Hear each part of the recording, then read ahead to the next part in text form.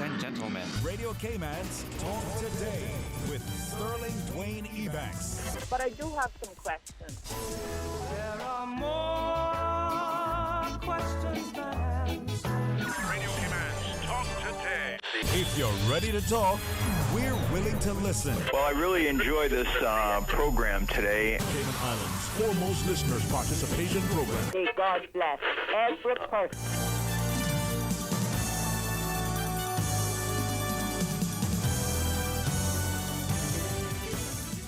Hey, good afternoon and welcome. Thank you so much for joining us. It is a wonderful Wednesday. I know some of us are thinking, well, it's Christmas tomorrow.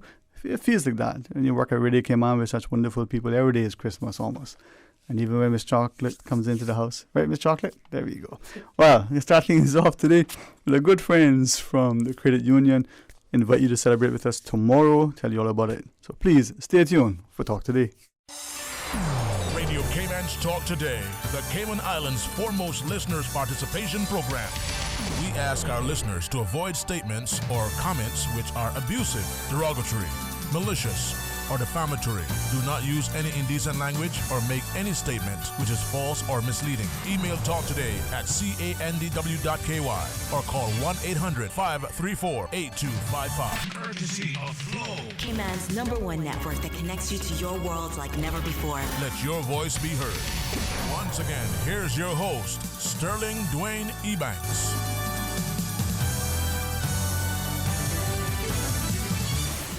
Hey, good afternoon. Welcome back. Thanks so much. And I trust that despite all that is said and done, that today you can look with a wonderful smile and say, hey, you know, it's a Wednesday and I've just got to be thankful. Well, I'm honored that in our studio today from the Credit Union, we have two, may I say, wonderful, enthusiastic, competent, energetic, very dedicated and committed staff members who make our lives as members that much easier. So, Ms. Nancy Whitaker, thank you. Good afternoon to you. Good afternoon. And our colleague, Mr. Nigel Ebanks, again.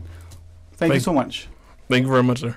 Well, it's a pleasure. And as we get into the whole discussion, as we talk about International Credit Union Day tomorrow and the whole sort of appreciation for us as customers and the like, maybe Ms. Nancy, as the manager for member services, tell us that role, how to be members, the importance to value and like. And, you know, I like it, Nigel, that when we think of organizations and we have people like yourselves, you know, who can not only point to, well, I've been there for a while. I'm not there because it's a paycheck at the end of the day. It's the idea of service. So I've seen you officer as well. But I think if we were wise and respectful, we say ladies first. Definitely. I think so too. So let's go for lunch while Miss Nancy talks and we can come back. Oh gosh, don't leave me alone. Ask Nigel. I can talk forever. I don't know when to stop sometimes. You go ahead. You make good radio. No, I believe that I can say for all of us who come into the credit union, doesn't matter who we interact with, all the staff, not just welcoming, not just friendly, helpful. And it's a wonderful feeling to leave knowing, okay, I've got my business transaction and I've got whatever was I needed to do, whether deposit, withdraw, whether I needed to buy a draft, whatever was I needed to do. Sometimes it's just a question I needed to ask. Yeah. So thank you all very much. Tell us about it. I mean, share with us, and maybe first off, tomorrow, International Credit Union Day? Yes, we are extremely excited. Tomorrow we will be celebrating International Credit Union Day. Now, this is a day that not just the Cayman Islands celebrates. This is a day that is celebrated throughout the world, internationally. That's why it's called International Credit Union Day. So we're inviting our members, our future members, friends of our members, guests, anybody, come out by the credit union tomorrow, Thursday, October the 17th from 1 to 4 p.m. 1 to 5 p.m. And come and celebrate with us. We will have some amazing entertainment. Swanky will be there performing for us.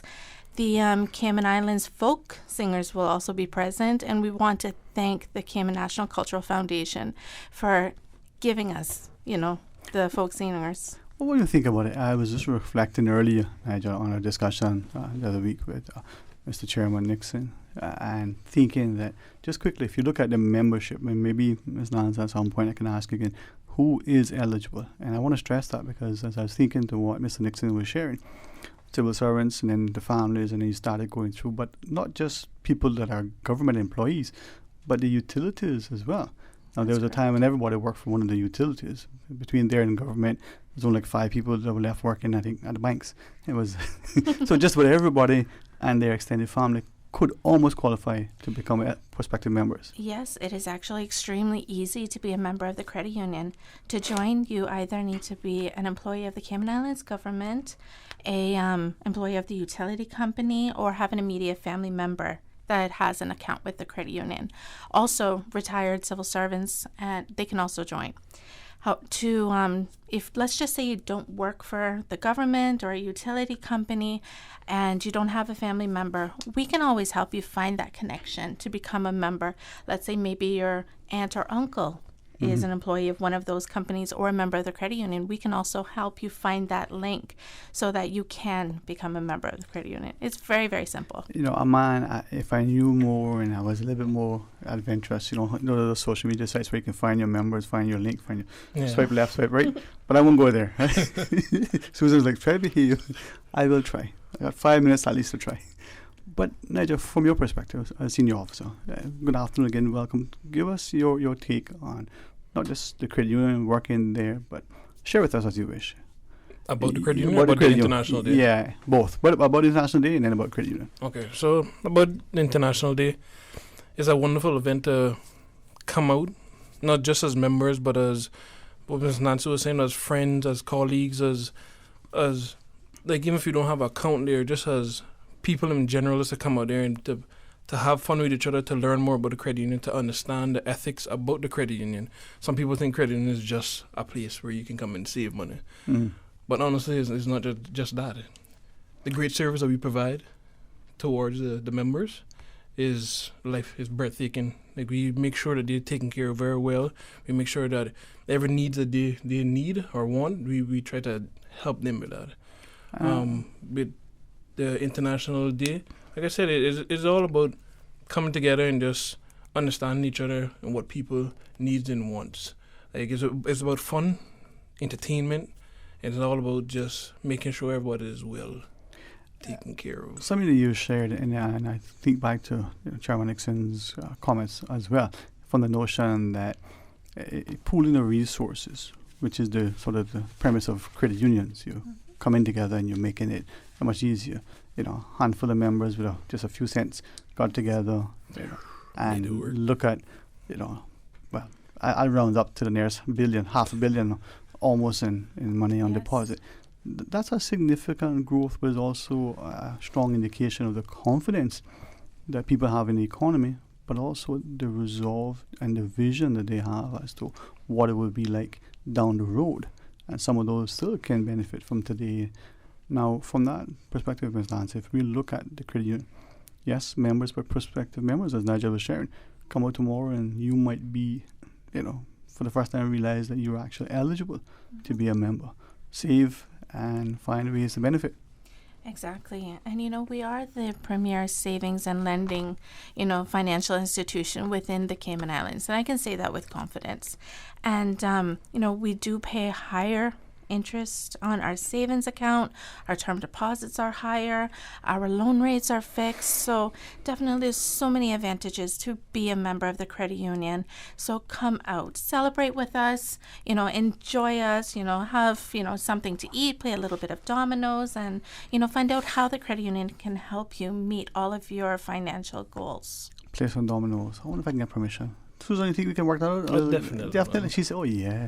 But no coding. Okay. So no coding. But like what Ms. Nancy said, like, just come out and interact with the staff and with other members. Even if you're not a member yourself, just come out and just try to find more about the credit union, learn more about the credit union. Because, like I said, there's some way that you can definitely get into the credit union. If you have to do research to check to see what family members you have inside it, we can definitely get you in. And I think, too, when we're looking at it, and we'll take a break shortly, but as we continue our discussion, if I could ask, with the greatest respect, how to be a new member? What sort of documentation, not just the connections, the familiar connections and but the documentations, the forms to fill out, the sort of things that you would need in order to do, because sometimes we don't appreciate how relatively easy it is, or how sometimes we think something might be cumbersome, but it isn't. You just need someone to guide you through it.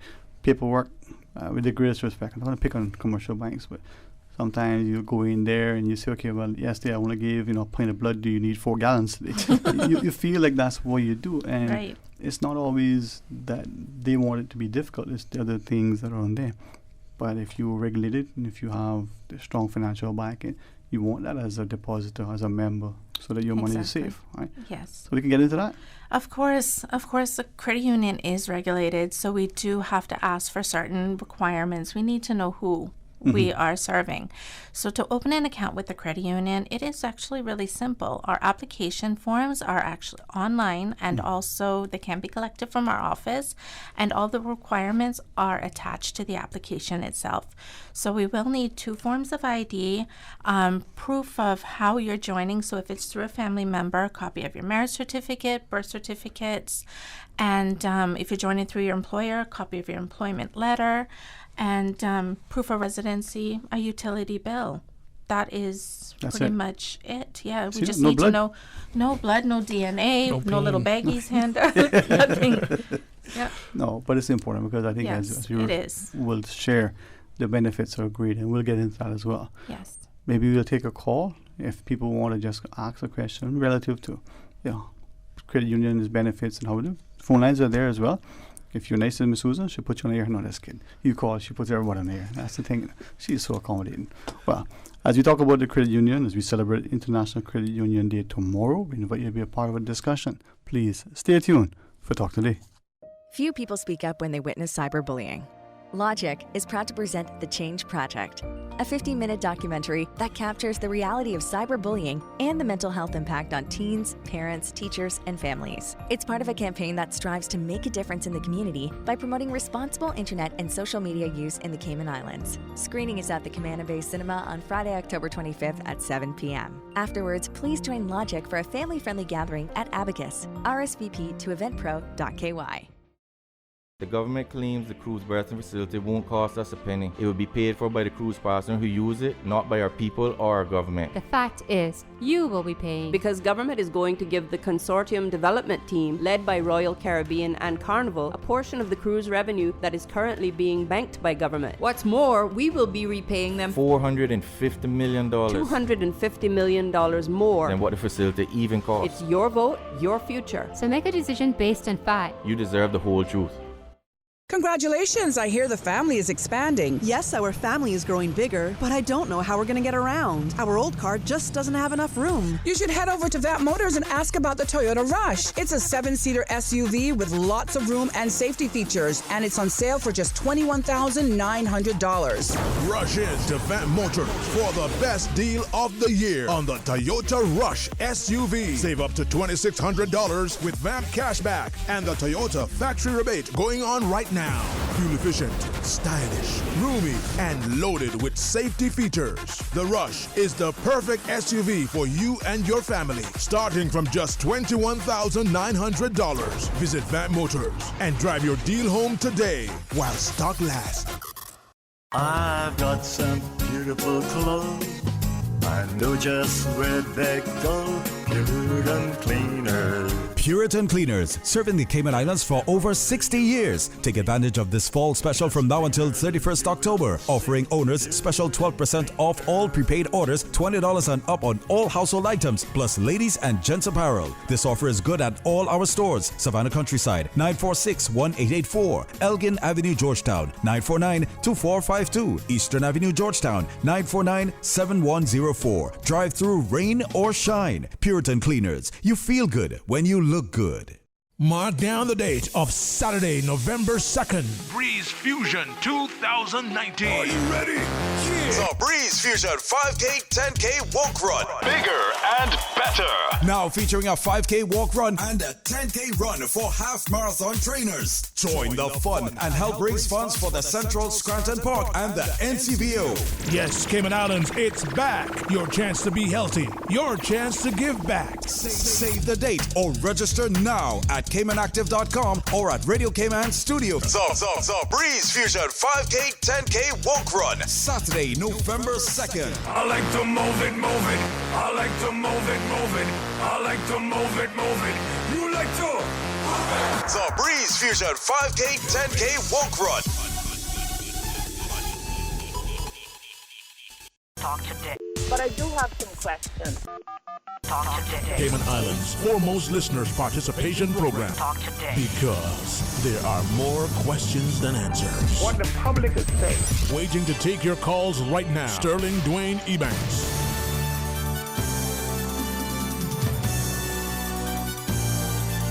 Hey, good afternoon and welcome back to Talk Today. Thanks for joining us as we talk about the credit union and in particular as we celebrate International Credit Union Day tomorrow. From the credit union, Mr. Nancy Whitaker, Manager Member Services, and Senior Officer, Mr. Nigel Ebanks. I really appreciate this opportunity because I think even though, as you shared, Ms. Nancy, it's the sort of at the forefront of savings and lending within the country, some of us don't appreciate how challenging it is to save. It's not that we don't want to save, we just think, oh, geez, I don't have enough money, I got more month than money, as Susan reminds me. End of the day, you don't have the funds to make ends meet. That's how it feels, right? Exactly. But if you get into a conscious, deliberate attempt at saving $1, $100, $1,000, whatever you can afford, in time, you'll be, rolling in the dough. Exactly. You're not even baking. I'm just kidding. Exactly. Now, talk to us more about credit union, and as you shared, the forms are relatively easy, online or in person. The application process doesn't take long. No, it is a 48-hour turnaround for applications. Once it's dropped off, then we do all the processing, within the organization, and then you'll receive an email within the 48 hours. So it's so quick and so easy, and it's painless. It's just a really good process. If I may then ask, and I don't wish to belabor it, and I don't think that people should allow everybody else to do something for them, they need to inquire, but if you are working for government or one of the utilities, as you shared, you take your employment letter and you come and fill out the forms. Relatively simple. But let's say that you want to be a member, but you're working for yourself. You're working with private sector company A, and listen, I don't qualify, I'm not part of government, but I would like to be. In addition to the paperwork, you come in, like tomorrow, for instance, that prospective member, and you identify that your brother or your parent or someone is connected, then you'll do the legwork, you'll do the research, and you'll help that person to make that connection. Of course, definitely. Yeah, once you can, mention your cousins, we're not going to tell you if your family members or your friends have an account with the credit union. We won't even give you any form of indication. Right. But we will say, does your mother, does your father, does your aunt, does your uncle? And it's up for you. So we will give you the avenues, and it's up for you to go to reach out to those persons and say, do you have an account with the credit union? If you don't, you can join and come in and we will help you out. Right. That's something that you think of, let's say the person who, and not just that young new entrant to the workplace, right? But especially that one. All this money in your pocket, not really major commitments at that time. You put aside $100 or $1,000, or as a friend, said he was reluctant at first, but his mother insisted. Listen, you're making this amount of money. You don't have to pay any expenses, but this is what we're going to do. Take this amount, put it into your account, and when you're ready, you'll have this. Now, you can choose what you want to do with it, but this could be your sort of contribution to living at home. And he said, a couple of years passed, and he didn't realize how, one, he had saved so much money because of the interest rates of the credit union being better, but two, he had become disciplined with not having this money in your pocket to, blow it on Saturday night. Yeah, but it's true, man, especially for a young young individual to actually do that, to actually save. Even like I said, it even have to be $100. It can be anything small. It can be $25. It can be $10, $5. At the end of the day, that will put a foot through the door for them. Mm-hmm. So eventually, when they get old enough, or even if they are old enough, when they're ready to invest, to get a property or to get a vehicle, something long term for them, they'll be in the door already for them. Exactly. Yeah. Now, from that perspective, a prospective member who wants to join. Is there an age limitation for, say, a parent who wants to introduce the child on the first birthday or on the 10th birthday or whatever, just for argument's sake? Yeah. No, once you're born and your parent or your family, or you have a family member that is a member of the credit union, you could join. We've had members come in with their babies that are less than a week old. Yep. Oh, that's and beautiful. Parents come in from time they're expecting and say, what? my baby. I want my baby to have a good, strong foundation for savings. They so come in and get everything, all the paperwork exactly. ready. They Wow. get Say, what do I everything need? together. Because in a week time, my son or daughter's going to be born. I would like Yeah. to get them in, and they'll get all the paperwork sorted out. Exactly. Everything just ready to go. So as soon as they have the child and they get all the documentation, You know, I can see that. they're right in the door. That level of organization, discipline, that'll be a daddy. No, just kidding. Susan's like, no. That's a mommy. But that's amazing, right? Yeah. And it sets an example for that child later on, but it's also instills a strong sense of discipline and commitment to our family. Yes. We're going to put aside the $5, the $50, the $500, whatever that family knows it's willing to make that savings commitment. Right. They've got a couple of dollars, and you imagine, $100 every so often over a period of time. Next thing you know, you got $1 million. It's not impossible. Exactly. And it does add up. Like, here's an example. We had a member that needed a little additional cash, and this member came in panicking, thinking, I don't have nothing and I really need to pay this bill. This member was a loyal member. Every month they paid their loan. Every month they fought the struggle, but they put their little $1 or $2 inside of their shares account. Before they knew it, their loan was actually paid off, and they had close to $30,000 plus in their account, and they didn't even realize that they had that money put aside, because every month they were just putting their money into their account. Didn't realize it. So yes, put that money aside. It doesn't matter what the amount is, it builds up and it does creep up on you, and the next thing you know, you don't even realize that you're building yourself a good savings. Just like what Ms. Nanta said, I had members, like, as me working on the front line, I had members that, like, they just come in either close to the point of crying or giving up, and they said, Mr. Nigel, I'm right now at this point in time, I'm very down, I'm very low. Is there any possible way that you can help me finding the funds that are in my account? I just said, sir, or mom, give me 2 seconds. Let me just view your account, just make sure everything is good. By the time you actually look in the account and realize, sir, you have so and so funds inside your account, and they'd be like, really? I'd be, yes, sir, you actually have this much inside your account. And they even forgot that they actually had a savings plan of $5 every month when they get paid. Yeah. And the times they actually do need it is right there available to them. And I know that some listening can relate to that. Some thinking about you take money in your account, you don't realize it, but it just becomes habitual that you putting your money aside and you've become accustomed to not having that in your pocket. It's not as you're not just cashing your paycheck and going. You're not just taking it out from your ATM or whatever you're doing and spending it. Right. And that discipline is, I guess, similar to an extent to people who tithe. Right. It comes out. They know that that's their commitment. That is their sense of obligation for their own driver. So end of the month, if it's $1,000 and they put $100 in, they got $9 for them. They've only got $9. They're gonna live on that $900 because that's what they have, right? Right. Exactly. But $100 is always there for them. Exactly. Oh yeah, savable. And it's remarkable. I was going to bring it down, but I thought about it secondly.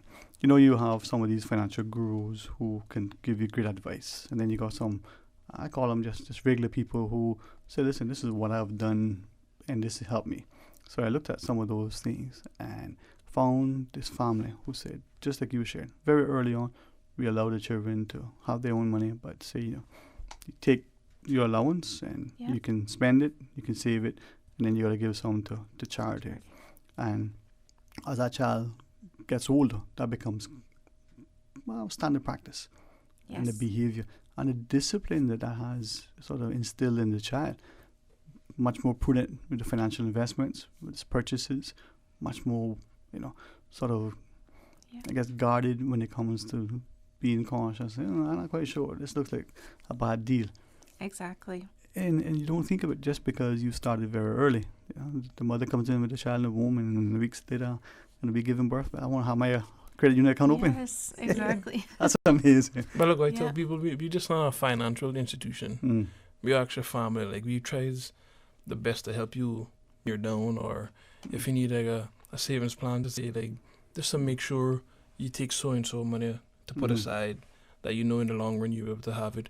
We try to do our best for the members.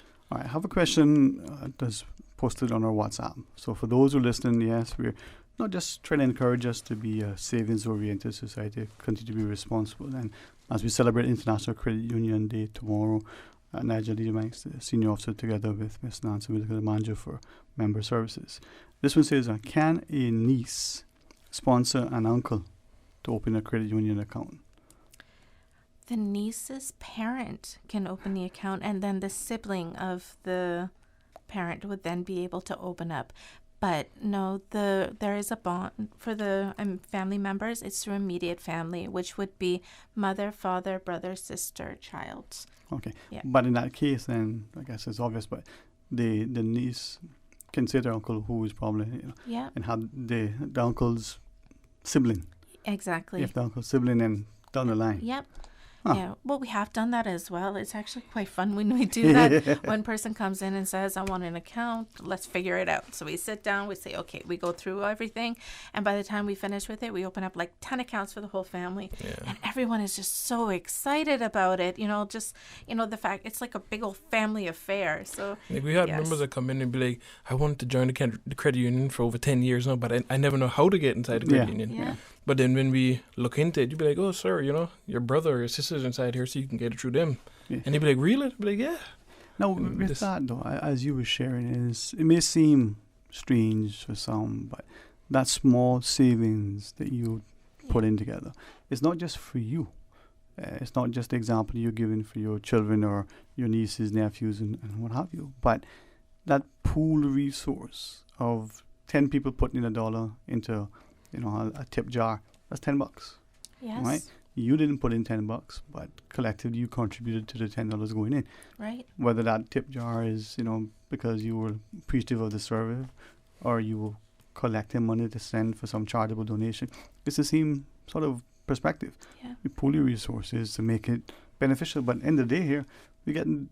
Is it dividends we call? Yes, dividends.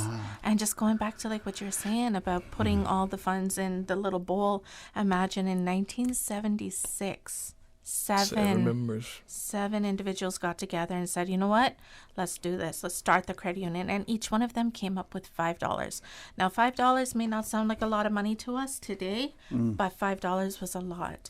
And just think about where we are now, where we are today, 40 odd years later, we're this multi-million-dollar organization, from over a small company. 14,000 members, and there's 14,000 active members that we have.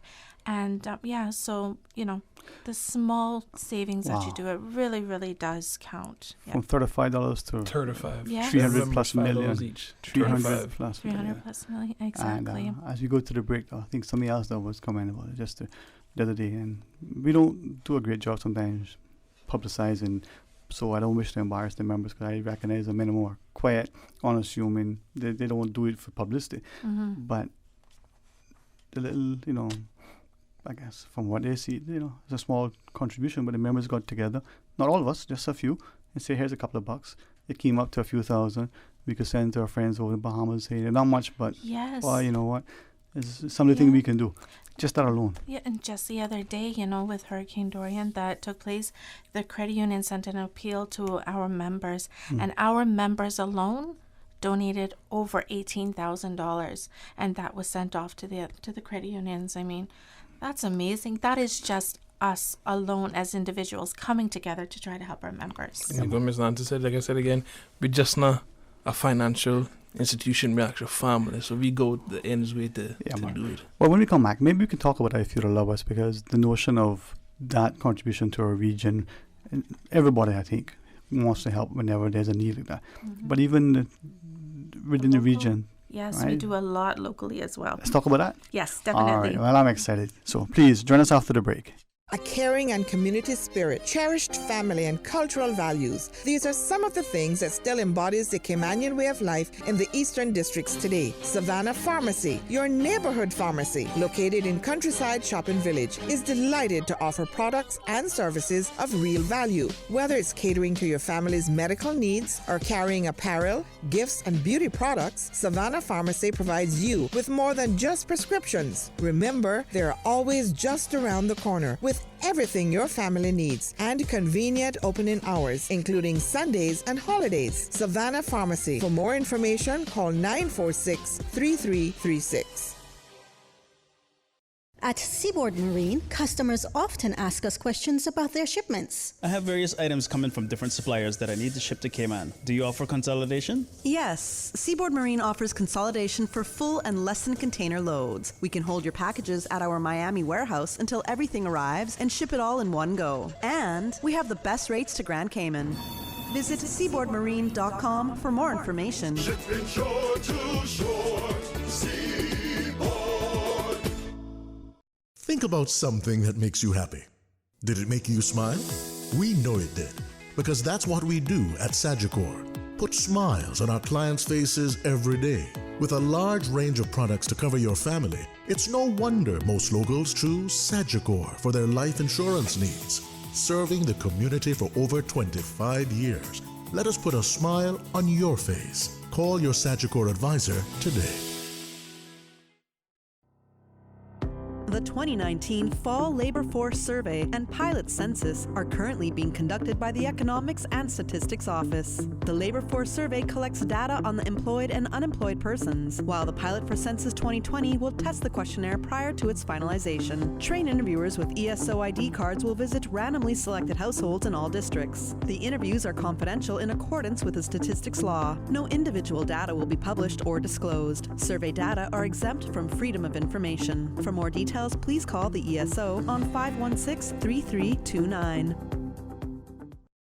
Hi, my name is Neraya LeBlanc. I am the minister and evangelist to the West Bay Church of Christ on 24 Batabano Road. I would love to take this opportunity to invite you to experience God's family at West Bay for yourself. We are a caring congregation that strongly believes in reaching out beyond ourselves to spread the gospel of Christ. We also take great pleasure in ministering to the needs of our people in our community.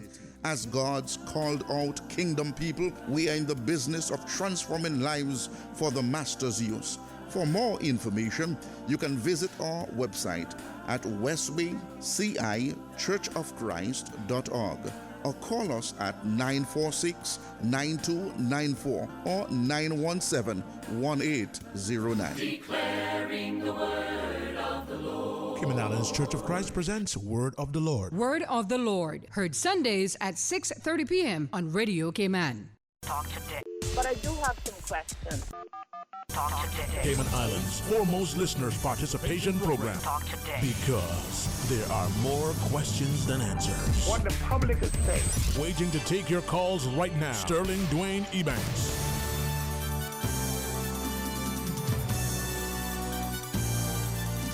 Hey, good afternoon and welcome back, and thanks so much. And it isn't just to celebrate, at least for me, very deliberately, and I'm excited, the idea of International Credit Union Day, but to encourage us as parents, despite how difficult some of us, my friends say, boy, he gets paid weekly, very weekly. I thought he meant he got paid every week, but we understand it. People don't feel like they're making enough, and I get that. But if we can get to a point where it's $10 a month, it's $100 a month, some of us probably don't even realize we could save $1,000 a month if we would be a little bit more prudent with our expenses. Some people are struggling to find an extra dollar. I get it. Yeah. So hopefully people will use the opportunity tomorrow, get into the habit of saving, become a member of the credit union. Yes. But I was very excited, and every year, whether it's the walk run, whether it's the charitable donation, whether it's the scholarships, the many things that I become aware of the credit union, and thankfully other organizations too, but the credit union in particular have been doing, it's remarkable, the community and the educational initiatives. Ms. Nancy? Yeah, our local community is number one to us. I mean, we definitely will try to reach out whenever we can internationally, but yeah, we definitely want to take care of our own before, we reach out. Some of the things that we do, we just recently participated in the DG 5K, and I have the blisters on my feet still to prove it, but I finished it. Good for you. I think I was the only person that carved my dog, to be honest. Yeah, I was smart. I was smart. Some would say, not so smart. You want to go? You can register. Walk for me. I make my contribution. So thank you for doing that. It was so much fun. We really enjoyed it. It was great, man. It is. Credit union had a 2,000 huge people? turnout. Wow. Yes. Yeah, well, like a lot of credit union staff made it out. Yeah. Even despite it being so early, a lot of credit union members made it out. It was and early. Staff members made it out. We did the We walk. brought our children, Yeah. our loved ones, our husbands, our wives. We brought our children in strollers. We were walking our dogs. It was so much fun. Everybody just really enjoyed it. It's a family day, man. It was, yeah. That's a beautiful part of the credit union. So we participated in Yes. that's one walk, but we The have DJ. yeah. Oh yeah. Then we have donated funds to the Cancer Society. We have actually purchased some uniforms and donated it to the schools for those children who are, struggling finding a nice new uniform.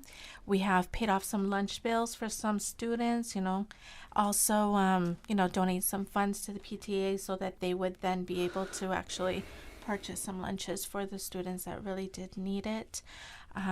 Sporting teams, we have sponsored the netball. Netball Association. The teams, we just recently had sponsored a player that went off to the Bahamas for the what was it? Flag football and runners. So even not real sports, I just kidding. Ooh, what? Mama, you can be up to Meals study. on Wheels. Yeah. No, Our staff get out, and, we put on our orange shirts and we go out and we, raise funds for, there's so many charities. Pretty much every charity out there, our hands has been in it. We've touched it, so. That sense of family and that sense of community, that, willingness to help. And the thing that I come to understand, every year, I mean, this year almost 200 students that you've helped with their educational pursuits. Yes. That's commendable. Exactly. And it was huge this year. And, definitely, I know we are not talking about the AGM, but make sure you come out to the AGM because, there could possibly some changes, good, amazing changes for the educational grants out there. So make sure you're there the last Wednesday in November annually. Yeah. But no, the educational grants, we had a member that came to us and she was crying. She was so thankful for everything that the credit union has done for them. So the educational grants is amazing. We had, over 200% participants this year and everybody was so thankful. And the thing is, as parents in particular, but for those of us who may no longer have hair, we can remember when we were students, if someone gave you $5, $50, $500, even if you had your tuition paid and your room and board, let's say you feel like you have all your expenses paid, and I don't know many students that are in that boat, but even if you do, an extra couple of bucks in your pocket takes a weight off. You feel like Friday then you can go get pizza with your friends. There are little things you can do that make the experience a little bit better. Exactly. Take away the stress. Yeah. And maybe it's the same today. At least that's how it was back then, And it's still like that. I mean, we have some members that, said, bus fare just to get from, the residence to the campus. As small as we think that is, nobody really thinks about that. Everybody's thinking about school fees and books, but you need to eat. We want to make sure you're properly, you're receiving the nutrition you need because we want you to do the best that you can do. And what is it? All work and, no play. Makes you a good politician. Is that what it says? That's not what they say. Oh my! So I'll play no. Yeah. I should be. No, but little things in that contribution, for those almost 200 students, some are going to be the difference between being able to afford the tuition. For some, it's going to be, hey, I got an extra buck that over the school year, I might be able to participate in other things that are not covered. Exactly. A field trip. And I know this from some of those students because thankfully there are a few of us who say, well, this is only $100, but we know you have an outing that you don't have money for. Yeah. It's just $100. Exactly. Even that, like some people use it towards, like say they pay the school fees and stuff, the tuitions. They'll have extra funds on, be like, well, that book, I really needed that book for that class, that specific class, I can get that. Or I needed a laptop, I can get that. Or something, that they desperately need for the class. Like, at least now they can say to themselves, they can be at ease and be like, yes, I can actually get this now. I'm well prepared for this class. Let's make this work. Well, I tell you what, man. You see, this is where I think there's about empathy, not just sympathy, empathy.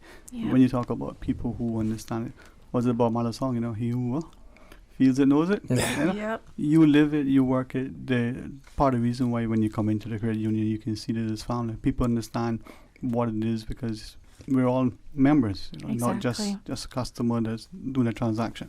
Right. So you're an owner. An owner. Unlike the retail banks, where you're just an account number to them, you are an owner. Yeah. You know, you save with us, you invest with us, and then you're rewarded at the end of the year by receiving your nice big old dividend check. So, yes, definitely.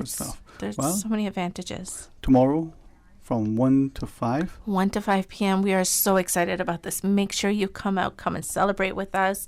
Come and talk to us. We do have some specials. Our loans department and our new accounts department will have some specials on for that day. You don't want to miss out on those.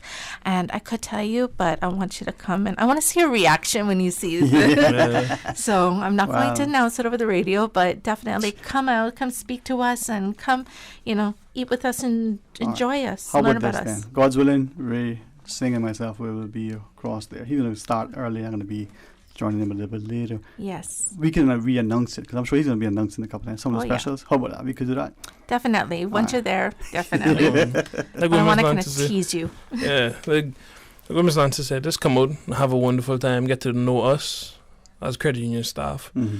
And like I said, if you have any questions or anything that you like to know, just definitely speak to us. But even if it's not pertaining to credit union matter, just come across and see how wonderful the actual people are there. Yeah. Well, thank you very much. And I think all who are members understand that we're working hand in hand. So looking very excited to join you in the afternoon tomorrow and see where we go. Thank you. All right.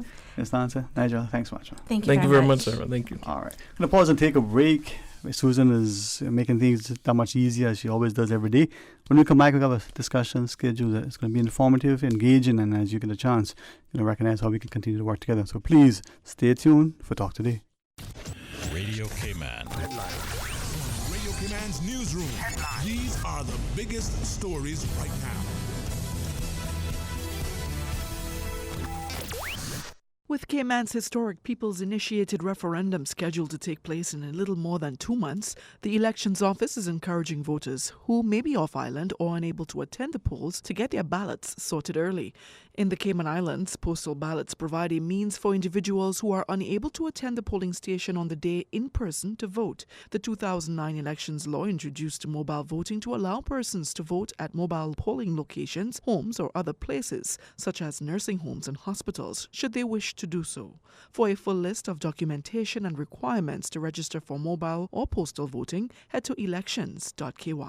Good afternoon, I'm Dion Anglin with your headlines and news elsewhere. The future of Boris Johnson's Brexit deal hangs in the balance as EU officials say the outcome of talks should be known by the end of the day. The EU's Donald Tusk said he would have bet on a deal 24 hours ago, but doubts have appeared on the UK side. The PM is Brexiteers and Democratic Unionists on board for his revised plan for Northern Ireland. And the U.S. Space Agency has unveiled the prototype for a new spacesuit that could be worn by the next astronauts on the moon. NASA Chief Jim Bridenstine shared a close-up look at the next-generation suits for the agency's Artemis program. The Zemu prototype suit looks similar to ones used at the International Space Station, but NASA said it had been improved for comfort, fit, and mobility on the moon. That's a wrap of your headlines. I'm Dion Anglin. Radio Cayman, the voice of the Cayman Islands. What's happening in your community? News and information, music and more. You can find us. www.radiocayman.gov.ky. Like us on Facebook and follow us on Twitter. Radio Cayman is your choice, your voice for today's biggest news. Radio Cayman.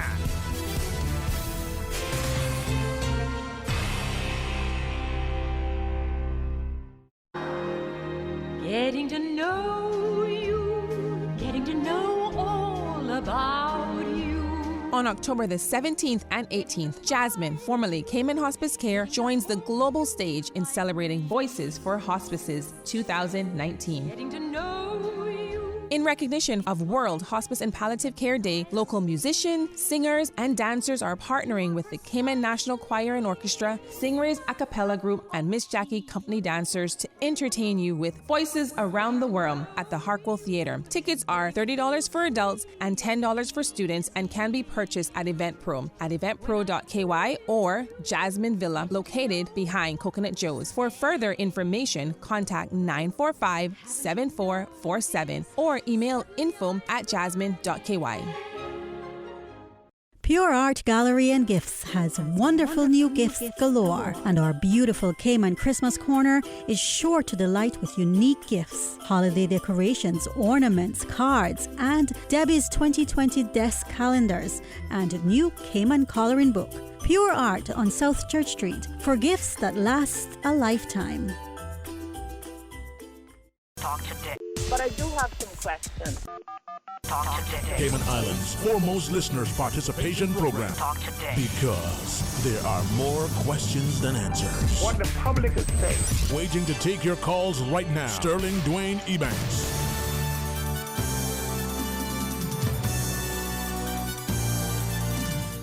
Hey, good afternoon. Welcome back to Talk Today. Thank you so much for joining us. And for the next hour, we want to extend a special invitation to our listeners to not just participate, but to become informed, and hopefully perhaps a question or two, maybe a comment, maybe aid in your clarification. Because I think as we look at our society, there is not only strength and safety in numbers, but a community committed together, we can make a better quality of life for all. And let's get a chance to look at this discussion.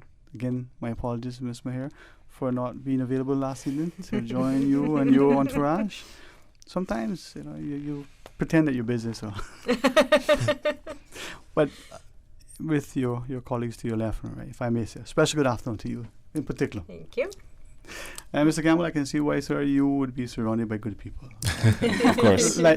If you just listen and follow and take the example, life would be easier. But this alliance to end domestic violence, as we look in our community, and I try, honestly, it may not be as easy to sort of have an element of a smile and a jovialness to it. But when we think of the impact that it has on all of us, not just those who are immediately sort of involved, but the extended family, the co-workers, the wider community, the perception of how that could be translated internationally, but just regionally, but just within the district.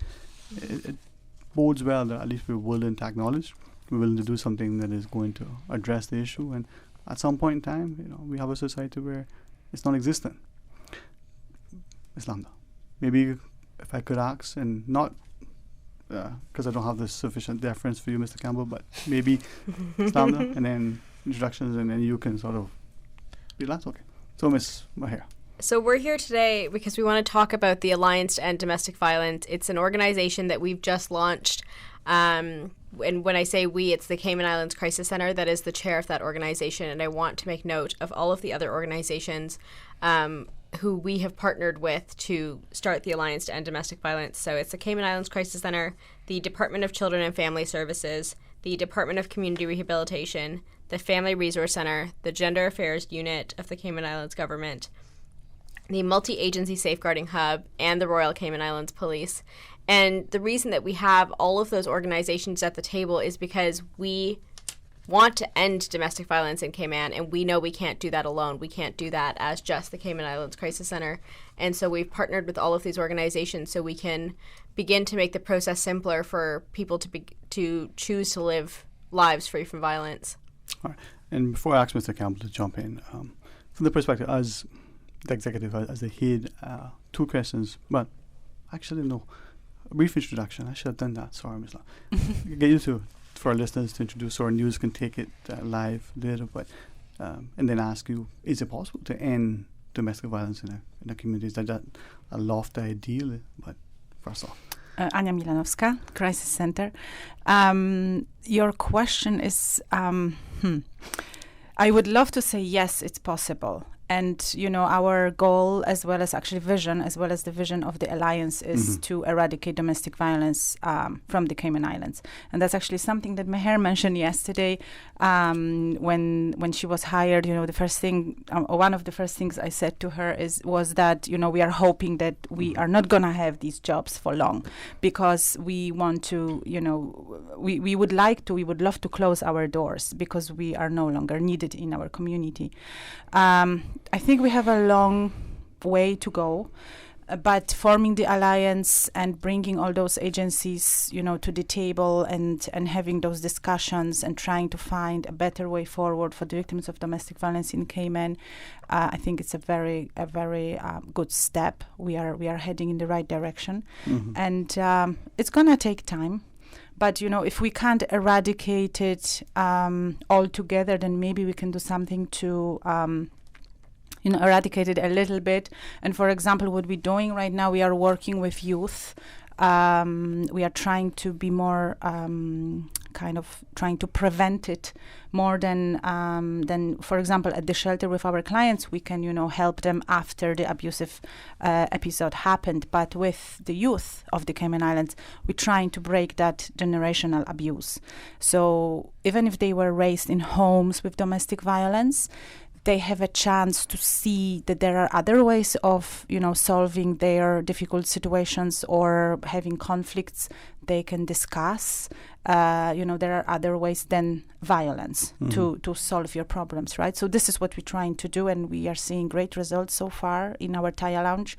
And I am just ecstatic because we have this alliance, because these partners came to the table and they all willing to work together. We all have, we all helping victims of domestic violence in the Cayman Islands in one way or another. So I think working together makes us stronger and more effective, and that's what we are hoping for.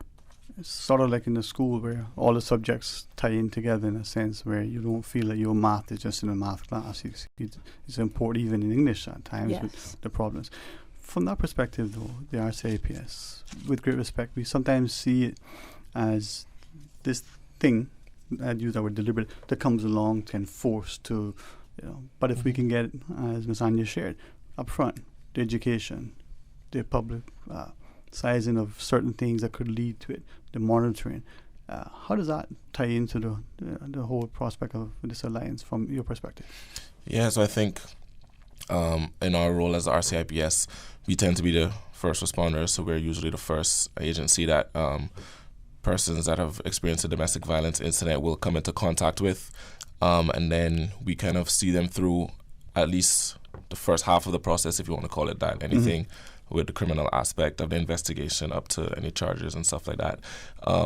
So we kind of have, from our shift officers, who will be the first ones on the scene, to our FSU, Family Support Unit detectives, we kind of have a lot of experience, first-hand experience with both, I guess, the victims and the perpetrators and the overall situation of domestic violence. And then our detectives will also follow through with the survivors and kind of help provide support to them and direct them to the necessary agencies. So it's kind of a back and forth. So we already do a lot of work with various partners, especially DCFS, who forms part of the MASH unit as well.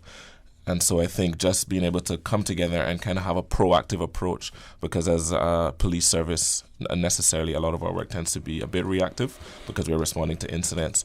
But to be able to do this proactive work so we can kind of take what we see and what we learned from our experience dealing with these incidents directly and work with our partner agencies to raise education, to make the process more streamlined, because a lot of what we do for the survivors, it tends to be a lot of, like I said, a lot of back and forth, a lot of kind of convoluted pathway in terms of who they need to see for what, if they're repeating info a lot of the time. So to streamline that process with the help of all our partners coming together as one body with one goal, putting everything that we have out, all of our processes, sharing them with each other so that we can see, oh, wait a minute, there's overlap here, we can streamline this a bit. Oh, this is a gap here, we can put something in place here to help. I think that's the main reason why we wanted to be a part of this. And of course, along with everybody else, I think we would love to see a lot less domestic violence incidents, and we do see a lot of them. Every day almost there's a domestic violence related report that we get at some point during the day. So I think it's very prevalent, and we want to kind of...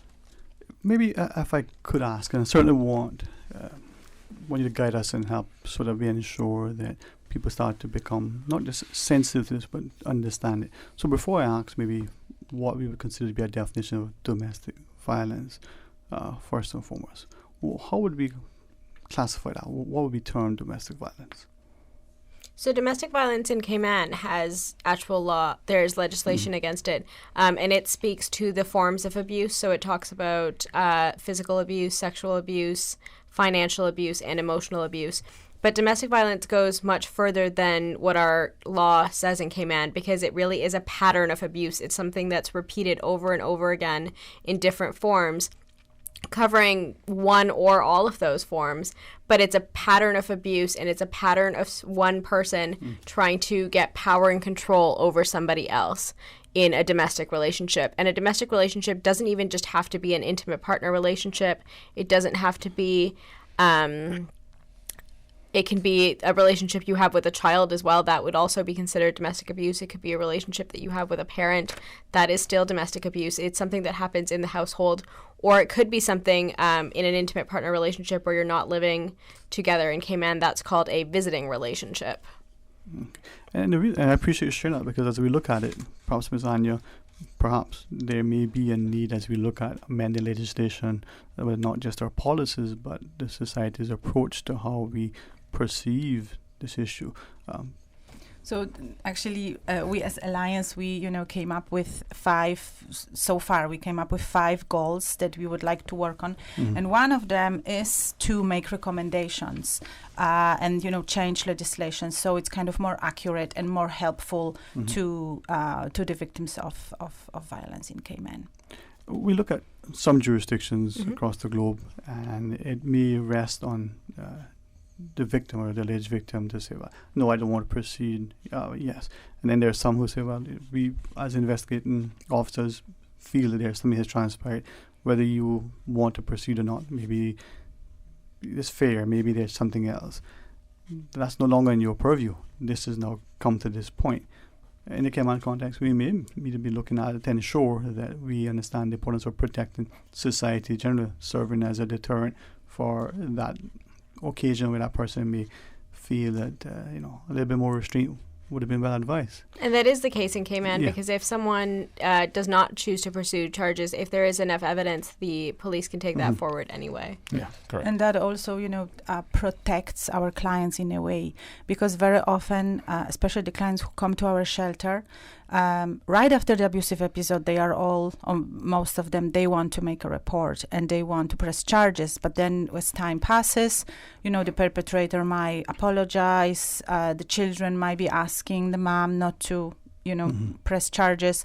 So then the mom, or sometimes, which is I think the worst scenario, the perpetrator can threaten the victim, right? And say, if you do this, then, maybe something might happen to you or to your children. So then out of fear, the victim might just say, no, I don't want to press any charges. I don't want nothing to happen to the perpetrator. But thank goodness, it can be out of their hands.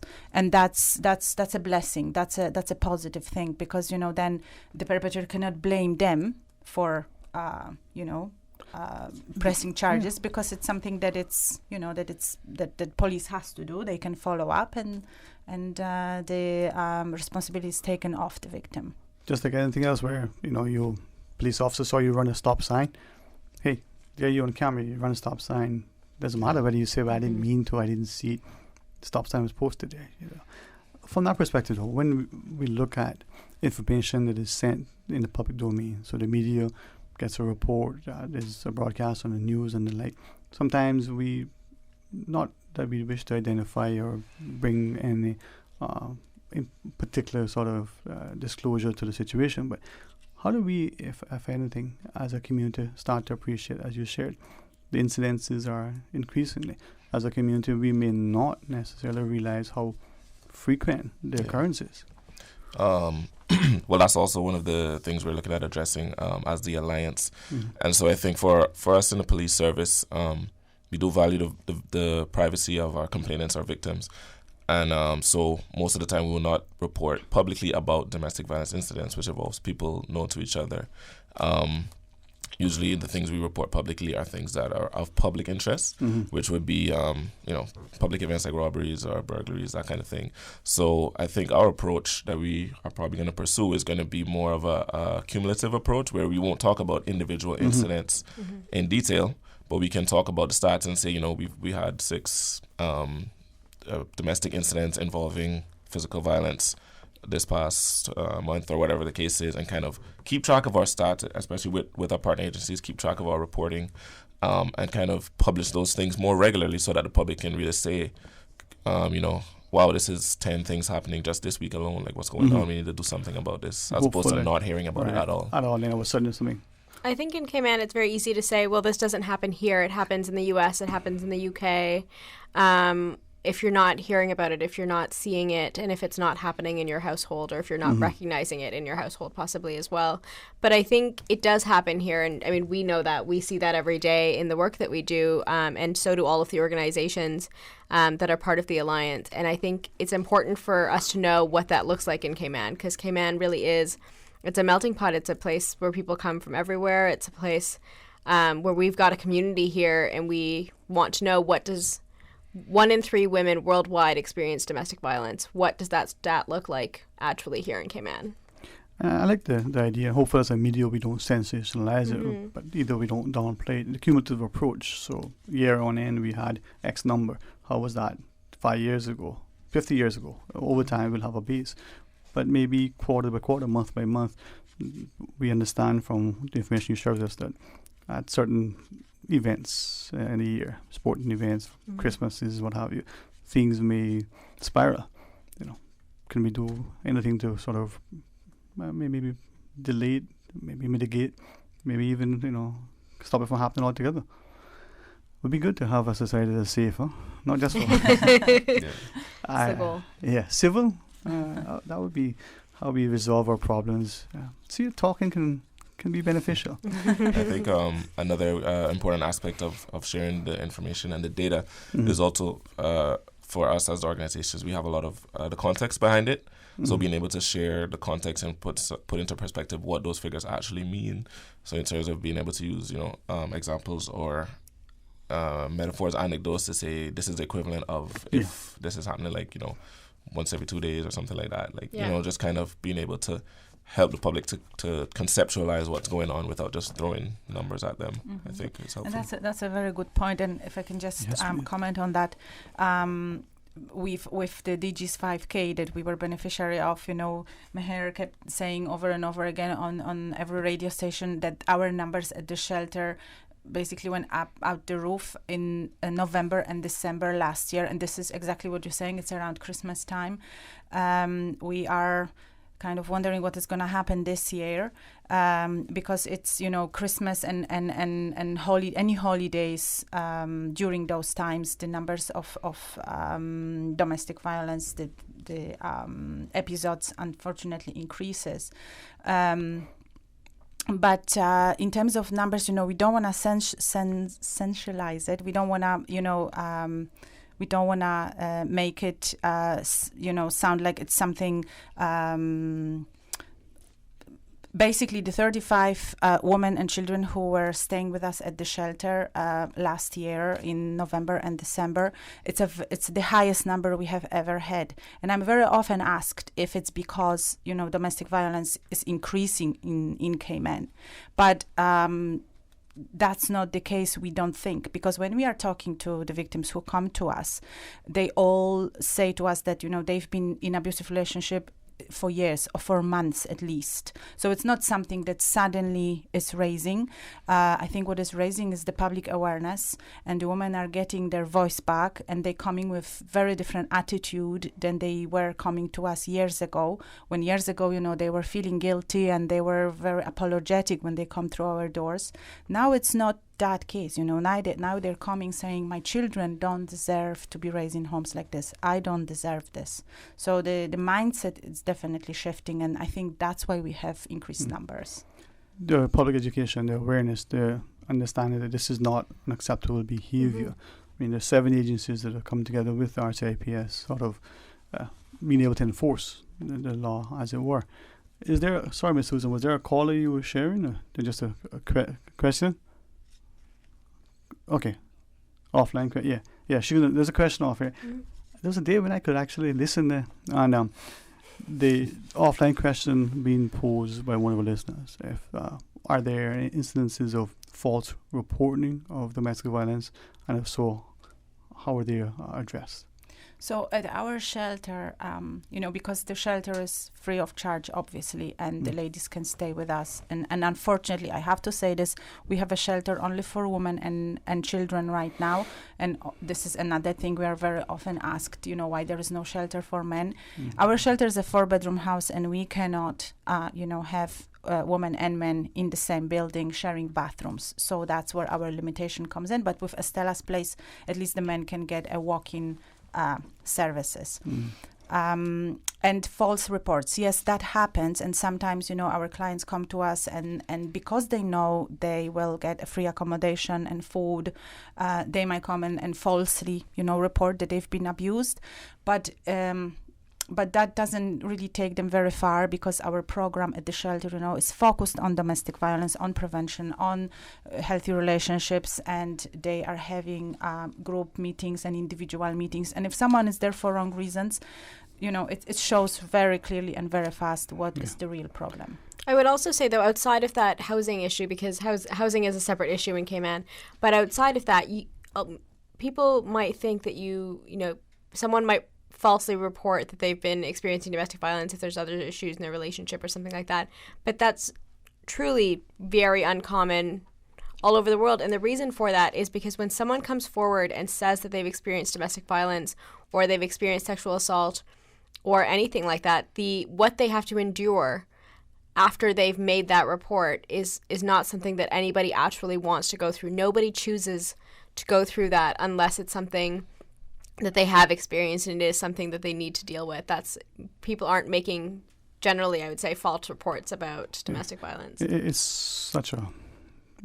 With that, though, you were sharing earlier that recognizing domestic violence in our households, and I say this carefully because some of us may grow up in a household that we may term as being animated, it may term as being vocal and different things, because there isn't an absence of physical contact. We don't recognize that the behavior is, what about that here? So I actually spoke about this last week. We were at a World Mental Health Day, and someone asked a question particularly about emotional abuse, because it's very easy to say, it's easier to know if you've been abused physically. It's easier to know if you're being abused sexually a lot of the time, but it's much harder to know if you're being abused emotionally. And emotional abuse will tag along with all other forms of abuse in most cases. But outside of that, when you're experiencing only emotional abuse in a relationship, one of the key ways to know is if it's cyclical. Because domestic violence has a cycle to it. So if you're experiencing their honeymoon phase, then maybe there's some building tension in your relationship and you are maybe walking on eggshells in your relationship around your partner. And then there would be an explosive phase, something that happens that just breaks down everything. And then you're having a reconciliation. You are reconciling, someone may have apologized, the blame has been put somewhere, and then you go back into the honeymoon phase and everything is fine. But in an abusive relationship, that cycle will continue. And I can't tell you how often that cycle will run its course or anything like that. That cycle may change a little bit. You may, as time goes on, that cycle might get quicker. But if that continues to happen, a lot of the time that is a sign that you are experiencing an abusive relationship. Outside of that, though, if someone thinks that they are experiencing abuse and it's emotional abuse, it still is emotional abuse. And it really comes with that intention to have power and control over somebody. All right, well, let's pause shortly and take a break. When you come back, of course, if anyone wishes to join our conversation and ask a question, please do so, 949-8037 or 1-800-534-8255. Recognize that this can be for some a challenging conversation, but I'm very grateful not just for the alliance, but for our guests being willing to share with us. And hopefully, as we navigate this discussion, we can appreciate that we want to live in a civilized, healthy, very nurturing society that ensures a strong quality of life for all of us, our children, our adults, as we go through the day. So, Ms. Susan is on the other end of the line. We're going to pause and take a short break. If you wish to call, please stay tuned for Talk Today. As a Caymanian, it's very important to me that projects like this are thought of thoroughly before continuing. My question is, do we need it? and I've not yet been fully convinced that we need it, nor have I been fully convinced that we don't need it. So what guarantee do we have that these ships are going to continue to come? Please make the right decision. Please don't let the catchy songs overturn you. Please support the referendum. Please ensure that you are supporting sustainable tourism, not just money-making tourism. If the project plans have changed, even though it might be insignificant on paper, it's going to be significant for the environment. They need to release official information, official facts. That's where I am right now. I want to know, I want more information on do we need it. It's your vote, your future. So make a decision based on fact. You deserve the whole truth. Women in White, a culinary journey hosted by locally acclaimed chefs to raise funds towards a culinary scholarship for women. Join Chefs Jessica, Chef Tamisha, and Chef Brittany in a beautiful villa sponsored by Luxury Cayman Villas, serving you 6 delicious courses, all infused with local ingredients on 3 live chef stations. Women in White. Your ticket includes the open bar and live music. Join the Women in White on October 26th from 7 to 11 p.m., all for a worthy cause. Women in White. Tickets can be found at eventpro.ky. For more information, visit www.womeninwhitefoundation.com. King Sports Center takes pride in being more than just an ordinary gymnasium.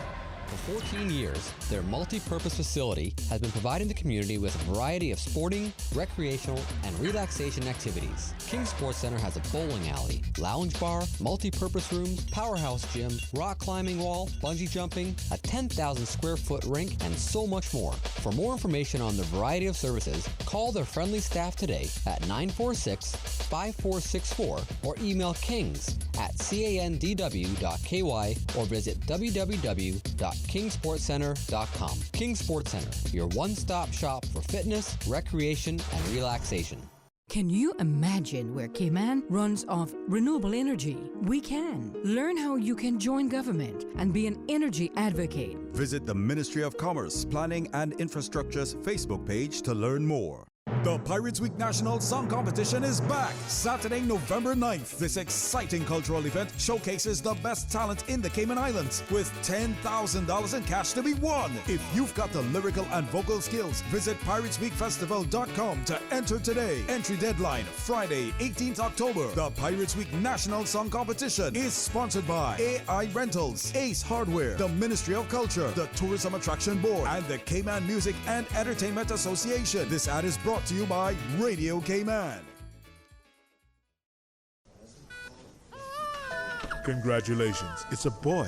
During the greatest events of your life, whether or not you have the right health insurance coverage should be the last thing on your mind. That's why at Fidelity Health, we are committed to helping you get matched with the right plan to suit you and your family. We offer a range of plans to suit your budget, plus access to a network of quality care throughout the Caribbean and the USA. You can relax and enjoy life's greatest moments when you are covered with Fidelity Health. Call us today at 949-7822 for a free quote. Getting to know you, getting to know all about you. On October the 17th and 18th, Jasmine, formerly Cayman Hospice Care, joins the global stage in celebrating Voices for Hospices 2019. Getting to know you. In recognition of World Hospice and Palliative Care Day, local musicians, singers, and dancers are partnering with the Cayman National Choir and Orchestra, Singers a Cappella Group, and Miss Jackie Company Dancers to entertain you with Voices Around the World at the Harkwell Theatre. Tickets are $30 for adults and $10 for students and can be purchased at EventPro at eventpro.ky or Jasmine Villa, located behind Coconut Joe's. For further information, contact 945-7447 or email info@jasmine.ky. Talk today. But I do have some questions. Talk today. Cayman Islands' foremost listeners participation program. Talk today. Because there are more questions than answers. What the public is saying. Waiting to take your calls right now. Sterling Dwayne Ebanks.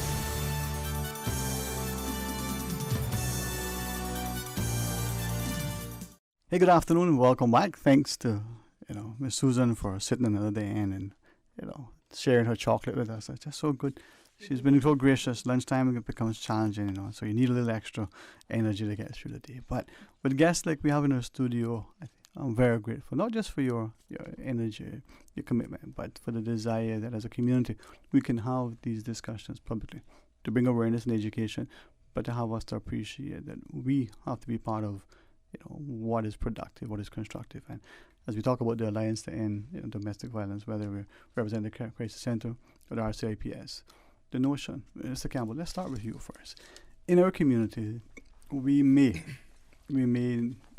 live next door to someone. We may work with someone where we know, strongly suspect something, but we're not quite sure. We don't want to get into someone's business. We don't assume that perhaps black eye or that bruise on the arm or whatever that thing is, that loud shouting chaos the night before, was any other than someone cheering up a good sports match. But sometimes we know, from the RCI perspective and from yours in the PR, how do we as a community engage, or do we just, don't ask, don't tell? What would be your thought? And I apologize for putting you in a spot here, but no, it's okay. Help us on. So, in terms of in a situation, I guess, where it's someone you're familiar with and you know, or have good reason to believe that this is going on. I mean, we have a variety of ways in which you can file a report or make a tip or anything. So we have a forum where you can send in an anonymous tip that could trigger us to kind of look into it further and see if there's any evidence of anything going on. Or you can file a official police report, which would have your name on it, obviously, and then you would be the complainant in that report. And then it could trigger an investigation that way. So I think it's kind of up to persons to figure out how involved they want to be. And I know for everyone, most people, the impulse would be to kind of take a step back and not to get too involved and not to be too blatant, especially, these will probably be people that you are friends with or that you know, and you don't want to mess up your relationship with them.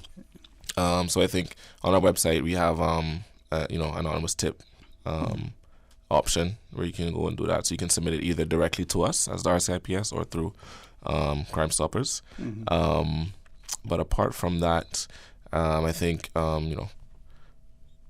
if you have any kind of evidence, whatever thing you submit, you would want to provide your reasons for thinking so, any pictorial evidence or things that you've seen, that kind of thing, and just be very detailed and thorough.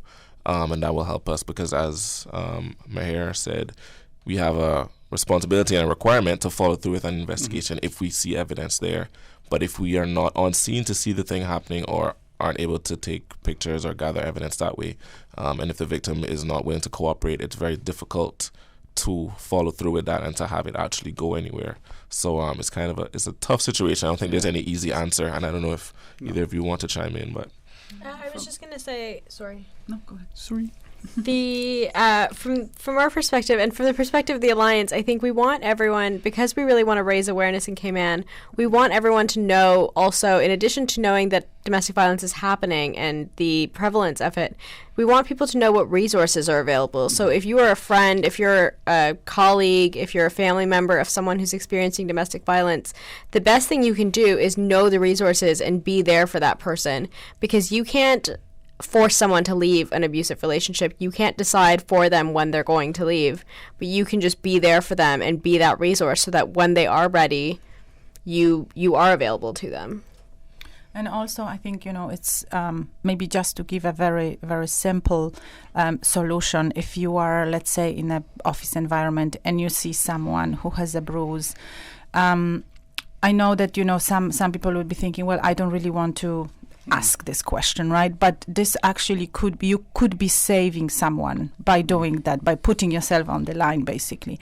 And I think the most important thing in that situation is to address this person in private. So not doing it, in front of the whole office, but maybe if you meet in the corridor or somewhere, just, say, hey, is everything okay with you? Very vague, very, just to give that person an opportunity to open up. And just like Meher shared, some women or some victims of abuse, actually majority of them, they're not ready to leave right away, right? It on average it takes 7 times for victims of violence to leave abusive relationship before they are ready to leave for good. So it takes time. They have to feel comfortable and confident that someone is there for them, that they have that safety net somewhere, that they're not alone. And and public awareness is extremely important in making sure that everyone knows what resources we have in Cayman and how people can get help. I really appreciate you sharing with us, because sometimes not knowing the resource, you don't realize how you can offer up help, or you yourself can access those resources. We do have a caller online, and if you would, let's join our callers, go to our phones. Hey, good afternoon, welcome. Thank you for calling. Good afternoon, Dwayne. Hey, my friend, good afternoon. How are you today? Okay. I hope you're doing good too. Well, listen, thank you for asking. Man, if I was doing any better, I'd be working every day came on. Oh, wait, I am. No, I am blessed, man. Thank you. Okay, and good afternoon to you guys too. Good afternoon. So, you all are working for, who? Sorry, okay, so as we're having this discussion, it's an alliance to end domestic violence, and in the studio we have the representatives from the RCIPS together with the Crisis Center, and I'll just try to recap as best I can. Ms. Mayor Lambert can join in. The Crisis Center together with DCFS, the Department of Community Rehabilitation, the Family Resource Unit, the Gender Affairs Unit in the Ministry, the MASH Unit, which is the Multi-Agency Safeguarding Hub, together with RCIPS have come together, 7 agencies, to find out how we can structure a society where at some point in time, there isn't any need for the services, because there will be no incidents of domestic violence. In a nutshell, you think? Yes. Perfect. Good note taking. Good note taking. No? You are listening. Thank you.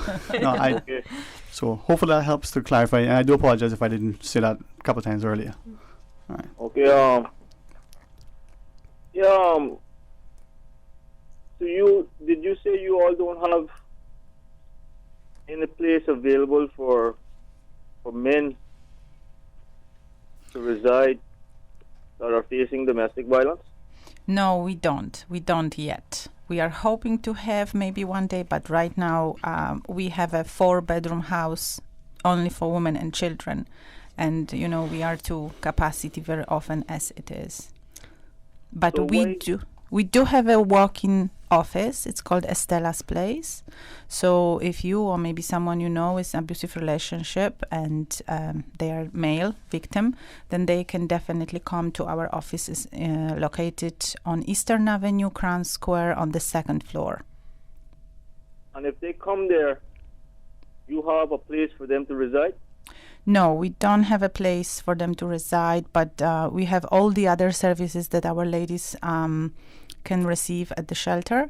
So, we can talk with them, we can refer them to other agencies, we can advocate for them. So depending on the situation they are in. But unfortunately, we don't have a place for them to reside, no. Because do you all have any plans on getting a place? So at this point, because our shelter is getting way too small for our female victims right now, we have a plan to build a brand new shelter, and we were kind of thinking about having maybe a little 2-bedroom apartment on premises that could be used for male victims of domestic violence, but we will see how we go, financially, because of course it's a huge undertaking, and we have to raise a lot of money to be able to build the purposely built shelter. But we were thinking about this, yes. Well, it sounds as though you're saying you're thinking about it, but you're not sure that you all are going to build a place for men to reside, which says to me that you all aren't taking men seriously when they report to you all that they're facing domestic violence. You know what, we do, however, and I don't know if it's because we never offered a shelter. That's actually a very, wide question for men before. But when we talk to the male victims of domestic violence, and actually just to put it in perspective for you, for example, last year we received 365 calls, so basically 1 crisis call a day, and only 5 of them were from men. 350 were from women. So, I'm not sure if having a shelter for men it's as needed as for females victims of domestic violence at this point, and I tell you why. The male victims who come to Estella's place and talk to us about their situation, they are employed and they are not left with children to look after. And when we talk about female victims of domestic violence, very often that's the case. They are not employed, they have no savings, and they most of the time, 9 out of 10, I would say, they are left with children to look after, so they have to have a place to go. Well, if you have a situation where a husband and wife are living in a home with children, mm-hmm. and the husband is in fear of his life, but he's afraid to report the matter to the police, or so that he doesn't get his wife in problems. But he is in fear of his life, but he's trying to keep it hidden. Which is happening in the world today. Yes, of course. Yeah. Which is going on. But from what you are saying, which I have sons, mm-hmm. and I wouldn't want to know that their relationship that they're having, whether with a wife or a female companion, that their life was taken because of you all not taking as seriously their situation when it comes to domestic violence, which could cause them to lose their lives. But you know what, it's not that we're not taking it seriously, we do, and we don't deny the fact that they are male victims of domestic violence. It's just, the matter of, we are a charity, right? And you have to, when you are a charity and you have a limited budget, you have to look at, who you can help the most, right? And at this point, I've been working with the Crisis Center since 2008, so it's been quite a few years, and it never happened, not once, that male victim actually requested a safe shelter. They do need help, they do need support, and we are there for them to do that with Estella's Place. And unfortunately, when we have to choose who we can shelter, is it women and children or men, we would choose at this point women and children. But as I said at the beginning, we're not saying we're not going to have a shelter for men. It all depends on the finances and how we can, work with the land that we are having, that we are going to have for the new shelter, and the building. It's all. I don't know if you know, but our shelter is a 24/7 shelter, which we have a 24/7 security. So there are costs to it, and depending on, of course, on the demand and the need and our abilities, we will definitely look into having maybe 1 or 2 small bedrooms for male victims. But I cannot promise anything at this point. All right. I appreciate your sentiments, and I think as you shared, Sonia, the idea that in the day prioritizing, but also where statistically is the need at the point. Well, it just shows that children, men, women, young and old are all subject to being abused. Mm-hmm. Let's pause though, take a short break. When we come back, perhaps you can share with us some of the goals, maybe revisit the mission, see how we as a community can continue to partner as we look at this alliance to end domestic violence. Thank you again, my good friend, for sharing your thoughts. When we come back though, more talk today. Important to me that projects like this are thought of thoroughly before continuing. My question is, do we need it? And I've not yet been fully convinced that we need it, nor have I been fully convinced that we don't need it. So what guarantee do we have that these ships are going to continue to come? Please make the right decision. Please don't let the catchy songs overturn you. Please support the referendum. Please ensure that you are supporting sustainable tourism, not just money-making tourism. If the project plans have changed, even though it might be insignificant on paper, it's going to be significant for the environment. They need to release official information, official facts. That's where I am right now. I want to know, I want more information on, do we need it? It's your vote, your future. So make a decision based on fact. You deserve the whole truth. Dress up or dress down in pink for the Lions Club of Tropical Gardens Breast Cancer Awareness Month Dress Pink Day on October 25th. Get your pink items at the Lions Club of Tropical Gardens Pink Shop in Elizabethan Square, which will be open daily from 11 a.m. to 4 p.m. Pink items include t-shirts, polo shirts, hair accessories, caps, and lapel pins. Funds raised from the sale of the pink items go towards paying for mammogram screenings. The Pink Shop is located in the front of Elizabethan Square, facing Shedden Road. Dress pink with the Lions Club of Tropical Gardens on Friday, October 25th. From happy beginnings to happy ever after. Brit K protects your lifestyle with the best insurance cover at the best possible price. Health insurance with far-reaching benefits. 95% of claims settled in 5 days. Low-cost life insurance. And investments. Security in retirement. With a custodian pension plan. For happy beginnings and a happy ever after. Visit britk.ky or call 949-8699. Brit K, where people come first. Remember to discard all fresh fruits and vegetables, meats, all foods in canisters, dented, leaking or rusting cans after they have come in contact with flood water. Also discard foods that are stored in cardboard boxes, paper foil, cellophane, and cloth, as well as those in open containers and packages. For more post-hurricane food safety tips, visit DEH website at deh.gov.ky. The 8:12 a.m. Weather Report, Monday through Friday, is proudly sponsored by Super Stitch Sewing and Fabric Center. Super Stitch Sewing and Fabric Center is your one-stop shop for all of your sewing and alterations, fabrics, household items, craft items, jewelry, beads, and decorations. Call Super Stitch at 949-2833 or email customercare@superstitch.com.ky. Super Stitch, located 39 Pasadora Place, Smith Road, still offering the best prices in town. Talk today. But I do have some questions. Talk today. Cayman Islands' foremost listeners participation program. Talk today. Because there are more questions than answers. What the public is saying. Waiting to take your calls right now. Sterling Dwayne Ebanks.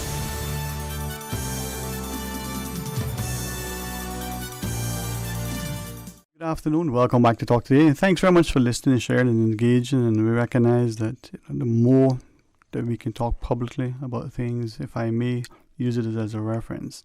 It is October. We have the month of October where we celebrate our elderly. We have breast cancer awareness initiatives, and the Lions Club of Tropical Gardens in particular, I think they were the stalwarts. October is also Domestic Violence Awareness Month. So my thunder. Thank you, Miss Anya. You know what? This is but what you're wearing the right color, so. But thank you. And I rarely do this, but today this was deliberate because I think it's important to symbolism. Sometimes we see little things we're not quite sure. Well, today I was conscious and made aware that this color represents, and so I wanted to. It's the only, Susan said brings up my eyes. She didn't say that. Mr. Campbell, I'm glad you're here, sir. I hope you don't have your badge. I don't have that. Okay. Strictly civilian. Strictly civilian? Okay. All right. So, okay. There's a caller on there. She's repeating. And, okay. All right, so caller off here, and we certainly recognize and appreciate it. For some, they don't have the time, they don't wish to engage, they just want to pose a question. So the question off here, and part of the statement is potential, I think, as we've alluded to, when it comes to incidences of abuse relative to men, there's a fair stigma, they're a bit embarrassed, they're ashamed, some may be fearful, and that could be the issue. But if we don't come forward as victims, whether male or female, if we don't recognize it as members of our community to address it, how are we going to get to that point where it's eradicated? So, Ms. Susan, that works for you? All right. With this, though, as we have the discussion, and I think, Ms. Anya, you shared earlier, last year, 1 incident a day statistically, because I think it was only 365 days last year. It felt like more. Mr. Campbell, from the perspective of our CIPS, you're getting incidences or reports every day, so that's a correlation right there. For a small community, even if we are 100,000, just to make the per capita comparison much easier, that's a lot, relatively speaking, for such a small place. Surely, as a community, we should acknowledge that this is not the society we want. What if it was us, our sister, our mother, our daughter, our very good friend? And what if our son or brother? or a son or a brother, so, and now I guess we recognize that many have shared, and Susan has fielded another off-air question that was sharing, recognizing that the center that is available now with the shelter is only for women with the children. If a father showed up with young children, what assistance, if any, would be available if he says, my wife is this and this is the scenario, what then? What's the recourse, the resource? That's where the partnership comes in. Mm-hmm. So we would definitely, talk to DCFS and then maybe needs assessment unit trying to secure that family. But on a very short term, what we can do as a shelter, if we do get a call, and I just want to put the male victims of domestic violence at ease. If you do need a safe shelter, we will go out of our way to make sure that you are safe. So we've been partnering with one of the local hotels, and of course this is going to be our cost, but we are able to put someone up for night or two. For example, if they call us on Friday, obviously DCFS is not working over the weekend, so we would be able to shelter them one way or another for a short period of time, and then we would be reaching out to other agencies to make sure that family is safe. And as Ms. Maher jumps in, the notion that shouldn't be lost on us. Your operation at Crisis Center is 24/7. I mean, it's ongoing. I'm very grateful that I can leave my job when the clock, comes at a certain time. Okay, I may work because I want to be prepared for what I have to do the next day. But your clients, your services, are like the police, in every minute of every day. So, not easy. Yes, we are 24/7, and actually at this moment, if I may, I just would like to say a huge thank you to our shelter team, because these ladies are really, they incredible. They making sure that our clients are taken care of, and like you say, it's 24/7. So we're talking Christmas, New Year's Eve, anytime that you actually would like to spend time with your family. They are so dedicated. They're making sure that our shelter there is always someone there to either answer that crisis call or be with our clients who reside there. Wow. And I think this is where that's a work of passion. Yeah, for sure. Without question, it's a strong commitment and dedication, and it speaks to not just the resolve in the community, but unfortunately the growing need that requires people to be available. And Christmas Day, some of us may want to be able to relax. Maybe it is our birthday, but we still have to be at work because something transpired. It isn't that these things don't happen. I mean, one incident a day, whether reported to the police or whether turning up at your shelter. Ms. Maher, so a lot of work to be done to end that. There is a lot of work to be done, and I said that last night as well when we launched, because I think it was wonderful to launch the Alliance. It was wonderful for us to celebrate that. It was wonderful for us all to come together, but now is when the work begins. Now is when we finally get to dig in and talk about how do we make the process simpler for someone to choose to live a life free from violence. How do we make the process simpler so they don't need to tell their story and relive their trauma to 30 different agencies to begin to live their lives. Because I think what a lot of people don't recognize, and we've got 7 agencies sitting around our table, but there are many more agencies that someone who's experienced domestic violence has to come to. Whether it's paying their bills at CUC, going to Water Authority, those are all things that they'll still struggle with when they're leaving an abusive relationship. When it comes to their housing, their children's education, that will also be affected when someone has experienced domestic violence.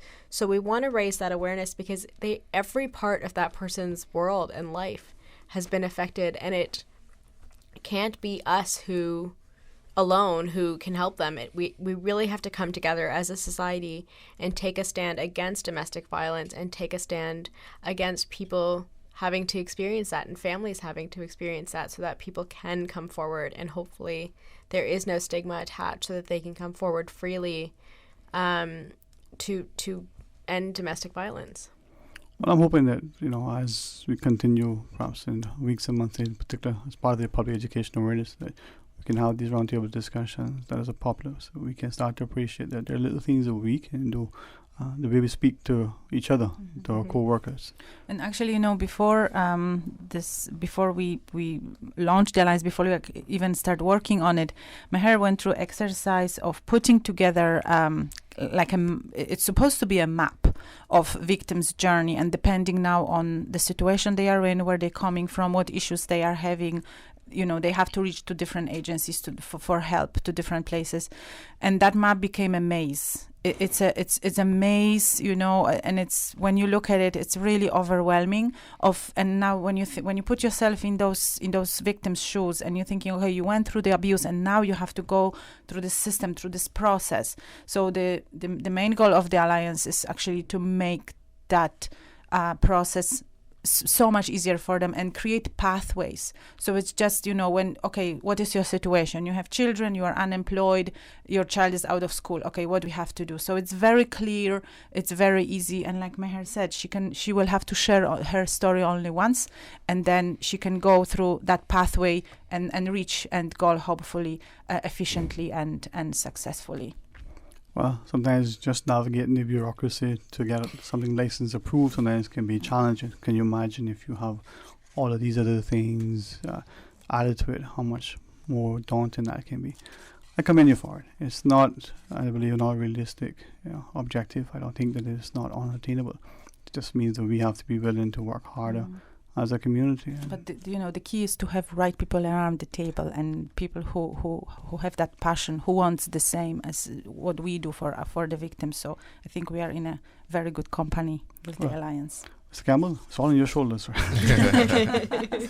No, I think you do, and I commend you for the passion, but also the conviction of wanting to step up, and hopefully as a community we'll draw alongside with you, those of us who have the financial resources to facilitate something, those of us who have skill sets to help to plan and coordinate, those of us who can perhaps offer up another avenue. We're in this together, right, Mr. Campbell? Yes, we are. All right. Well, I appreciate it. Ms. Landa, perhaps with you first, any closing thoughts that you may want to share with us, or anything you want to remind her? I think what I just want to say is I want to read out what the purpose is of the Alliance to End Domestic Violence, because our purpose is to develop a coordinated process to support all people who've been impacted by domestic violence in Cayman and educate the broader public on how domestic violence will impact the society. To do that, we've come up with a bunch of goals. We want to, as agencies, come together and understand what are our roles and responsibilities, because we can't expect people to navigate the system if we as agencies can't do it.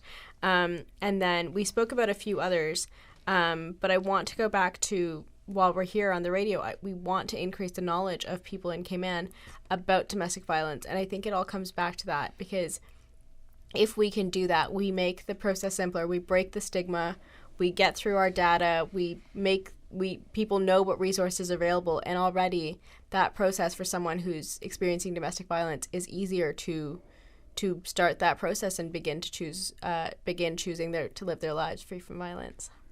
Mr. Campbell, any?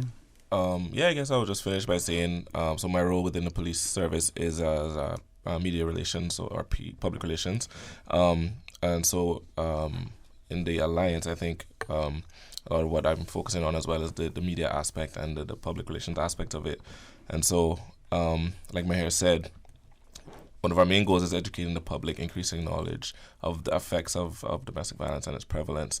And I think just in terms of outcomes for that, so we want to make legislative recommendations and then recommendations for our agencies. And a big part of driving those kind of changes, it's easier for us to make recommendations in a vacuum is one thing, but here on the island that change is driven by public opinion and public outcry.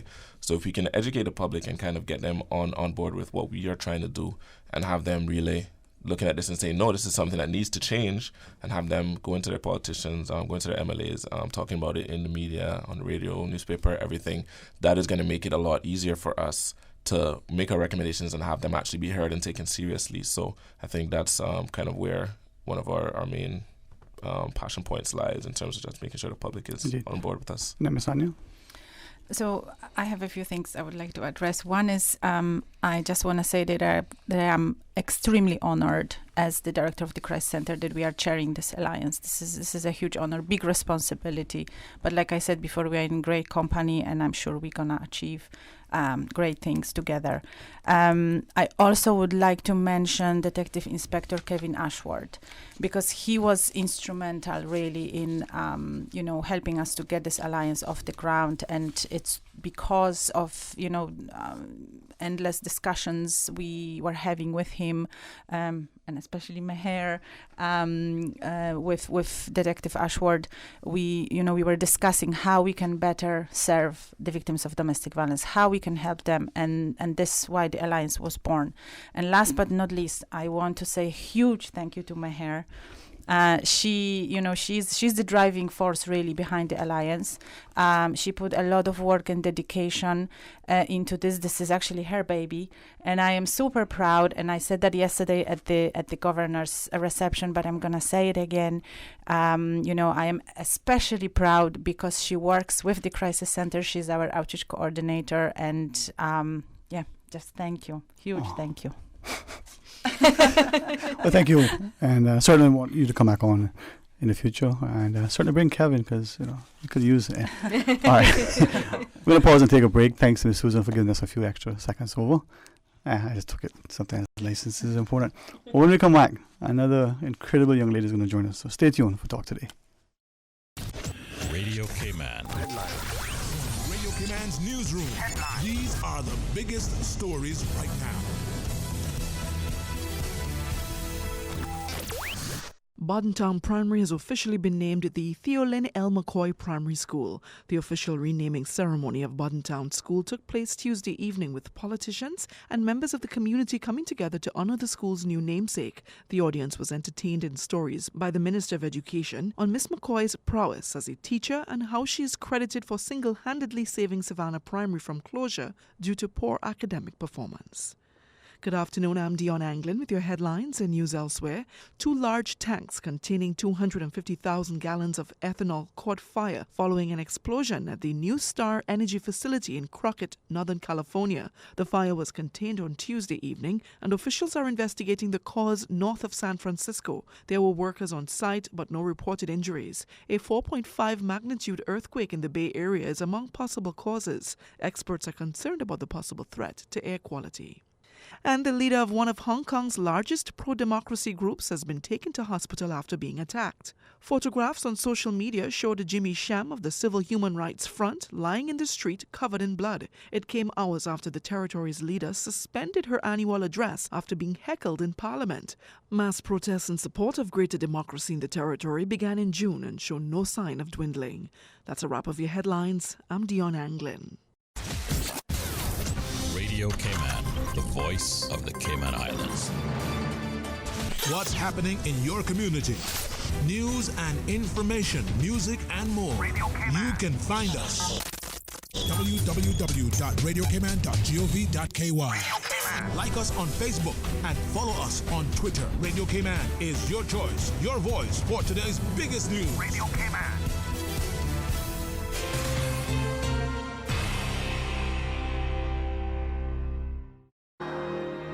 Getting to know you, getting to know all about you. On October the 17th and 18th, Jasmine, formerly Cayman Hospice Care, joins the global stage in celebrating Voices for Hospices 2019. Getting to know you. In recognition of World Hospice and Palliative Care Day, local musicians, singers, and dancers are partnering with the Cayman National Choir and Orchestra, Stingray's a cappella group, and Miss Jackie Company dancers to entertain you with Voices Around the World at the Harkwell Theatre. Tickets are $30 for adults and $10 for students and can be purchased at EventPro at eventpro.ky or Jasmine Villa, located behind Coconut Joe's. For further information, contact 945-7447 or email info@jasmine.ky. The government claims the cruise berthing facility won't cost us a penny. It will be paid for by the cruise passenger who use it, not by our people or our government. The fact is, you will be paying. Because government is going to give the consortium development team, led by Royal Caribbean and Carnival, a portion of the cruise revenue that is currently being banked by government. What's more, we will be repaying them $450 million. $250 million more than what the facility even costs. It's your vote, your future. So make a decision based on fact. You deserve the whole truth. Talk today. But I do have some questions. Talk today. Cayman Islands' foremost listeners participation program. Talk today. Because there are more questions than answers. What the public is saying. Waiting to take your calls right now. Sterling Dwayne Ebanks.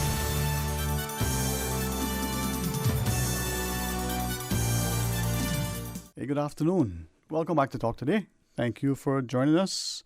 And as we have an opportunity, we can offer up some open line. Perhaps you can share your thoughts with us if you so choose. 949-8037 or 1-800-534-8255. It's a toll-free call with the kind compliments of Flow. I know some of us, we'll see. But call and share your thoughts with us. You can WhatsApp 925-3261. I can't believe it. It's Wednesday. Already, it is Wednesday. Well, Wednesdays are good days, so I trust that your day today is even better. There's a couple of things that we're going to try at some point to maybe get a few people who are not just because of the nature of their jobs, but perhaps their experiences and work in other places. I've shared it a couple of times over the years, and I've been asked again to revisit, so maybe there'll be a discussion. But first, let me ask your perspective. What do you think of the notion of a 4-day work week? Now, the reason why I'm asking is that some would say, well, that's going to be costly. But others who have experienced it have recognized that there are significant benefits.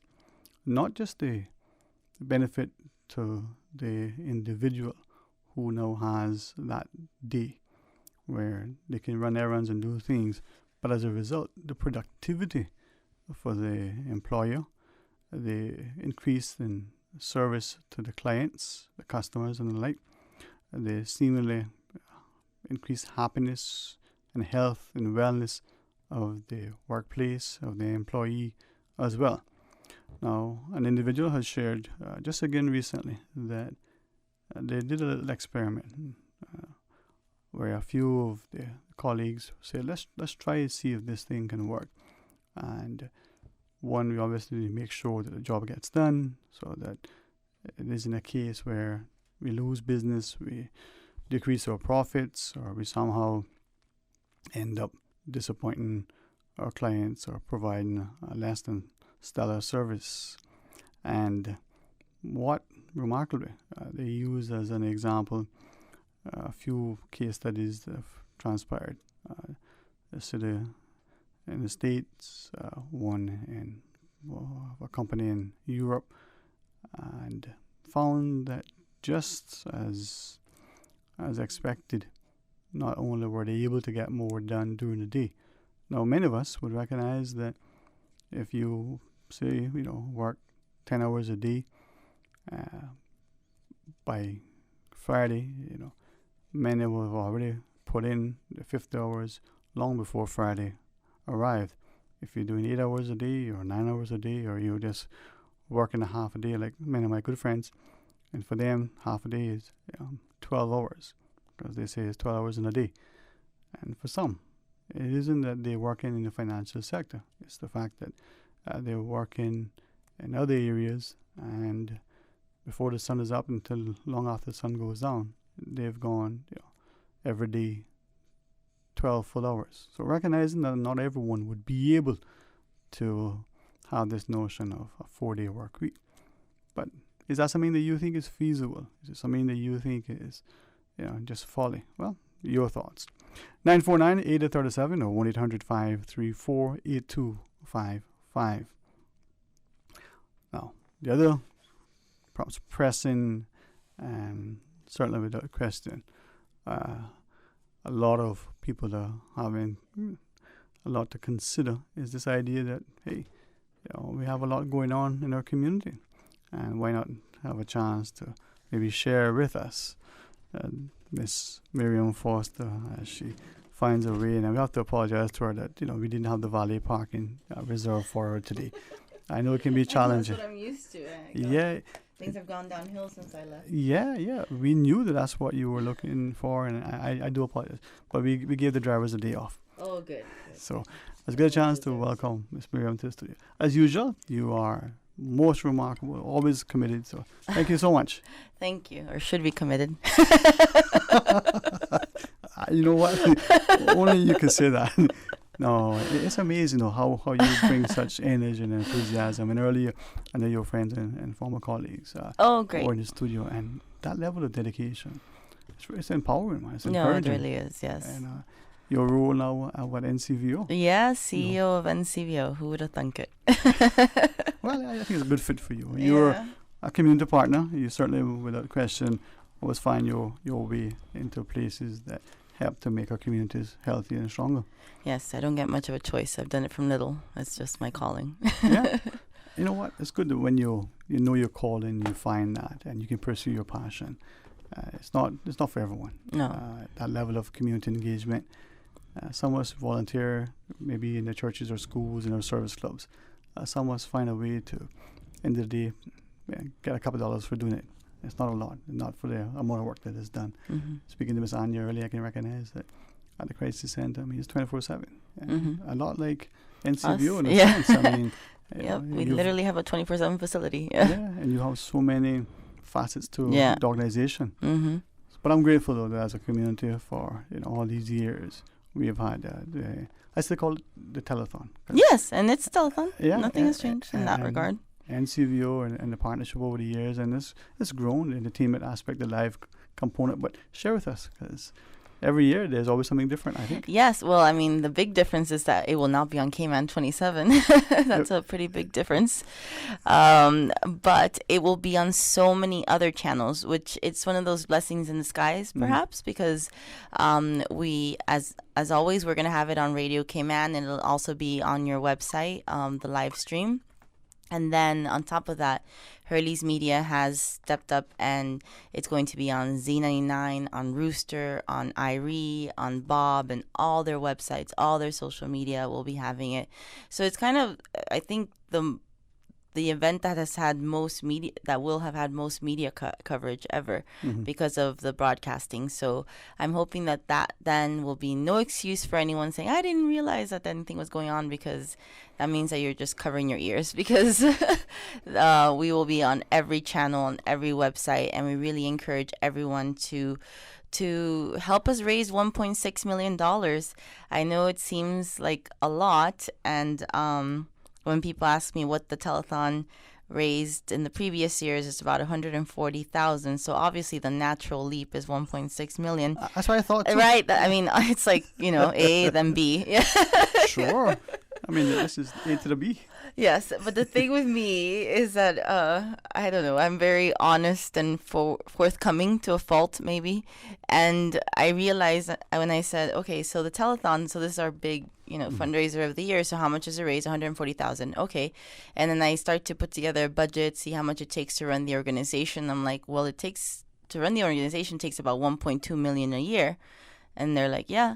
I'm like, okay, well, why are we killing ourselves over 140,000? People need to know we need more. I mean, I think Cayman is a community full of very giving, passionate people, and that do want to make a difference. So I think, and I believe in you out there, that if you know what the total goal is to keep us open, that then you'll understand what we're operating with and how much we actually need. And I'm glad you share that, because sometimes people don't appreciate that the truth isn't just liberating, it's empowering, but it can be daunting at times. Yes. But from the NCVO's perspective, I call them agencies, and that's probably the wrong word, but the programs under it, all of there's a lot. Yeah, no, we have the Nadine Andrea's residential foster home, which is basically a group home for boys and girls in need of care and protection. So these are children that the government has removed from families and have put in our care. So they're government's children really, but we take care of them, and then we have care workers that work with them, and an amazing care manager, Ms. Nasaria Saku Chalet, who's been there for quite a while. And so what we do is try to create a home environment. So we say that we work in their home. And so we try to create a home environment for these children and try to provide consistency and care and just very basic things that most children are given without thought. These children have not received, and so they receive it from us.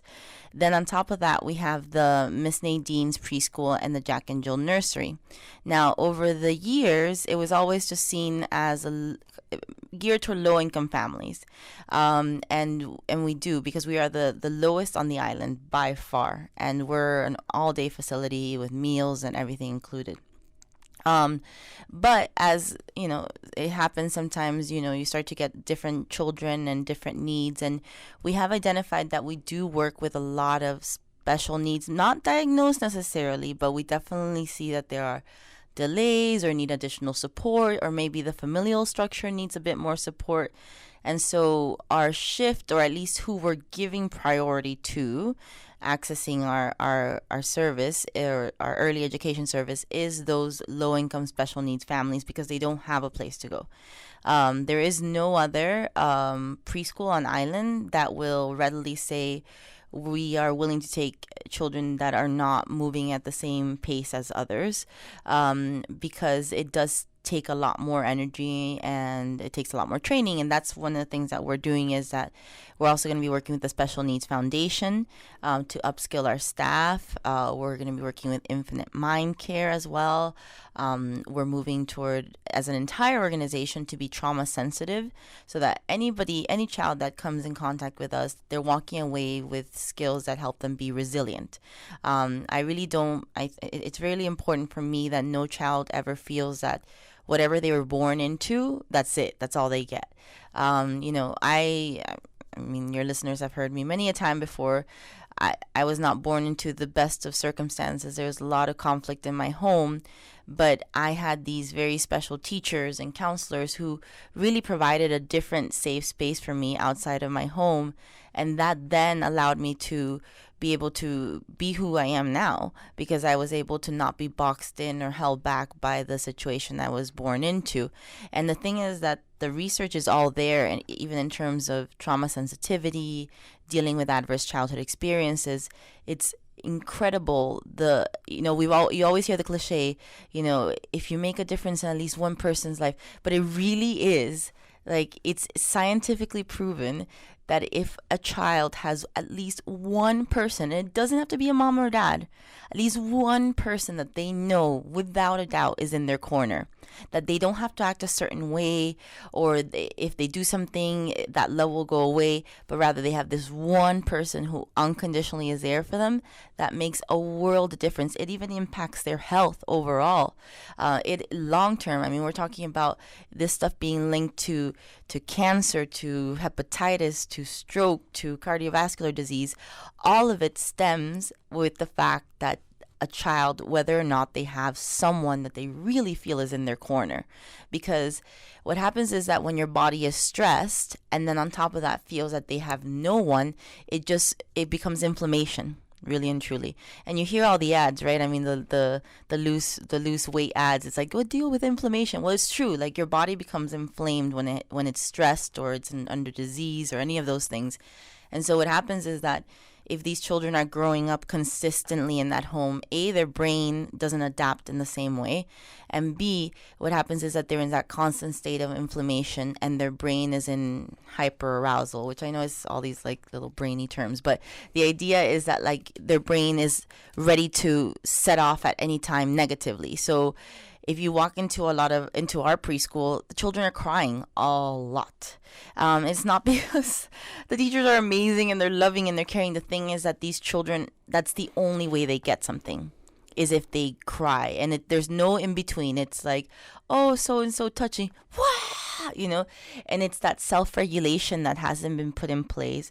It's that teaching a child, okay, I know that this hurt you, but it's those things that you do as a parent. But if no one has sat down with them, or no one has provided a very calming, constant, stable environment, then their brain, that's the way it responds to everything. It doesn't matter if there's a car coming at them or someone took their toy, it's all seen as the same thing. And so our job as educators and those that come into our care is to try to bring that inflammation down. I mean, we can't actually prove it, but our hope is that through providing a very safe, loving, supporting environment, our school was covered in every single color, which I know that when you think, oh, it's a school, it's a children's school, like you want all the different colors. Well, like especially if your brain is already quite overwhelmed, it doesn't deal well with all the different colors. So now, literally, our school is painted in calming cream. That is the color. But the idea, and we made all the classrooms have a nature theme, because the research also shows that the more children have access to nature and green space and connect with the outdoor environment and see that learning happens everywhere and anywhere, then that is also a very positive thing. But there are lots more changes that we need to do, and not just because we wish for them to be done, but also because the inspector's report specifically says we have to get them done. All right. Well, when we come back from our break, tell us about the telethon and how we can be a part of it. Awesome. Hey, this is the wonderful spirit of Miss Miriam Foster. Stay tuned for Talk Today. I guess I'll start, Ray. Are you ready? I think so. Pirates and Pirates Week. Or Pirates, Politics and Piracy? No, just Pirates Week. Just Pirates Week, yeah. Pirates Week is 42 years now, 1977. 1977? Can you imagine? So it's all last century. Yeah. I had to think about that one. We're gonna talk about pirate history. Bloody Bay in Little Cayman. Actual pirate story. Bloody Bay? What about West Bay? West Bay is all pirates. We know that. Okay. So Bloody Bay in Little Cayman is a pirate story. Huh. So history, you gotta be teaching me something. Yeah.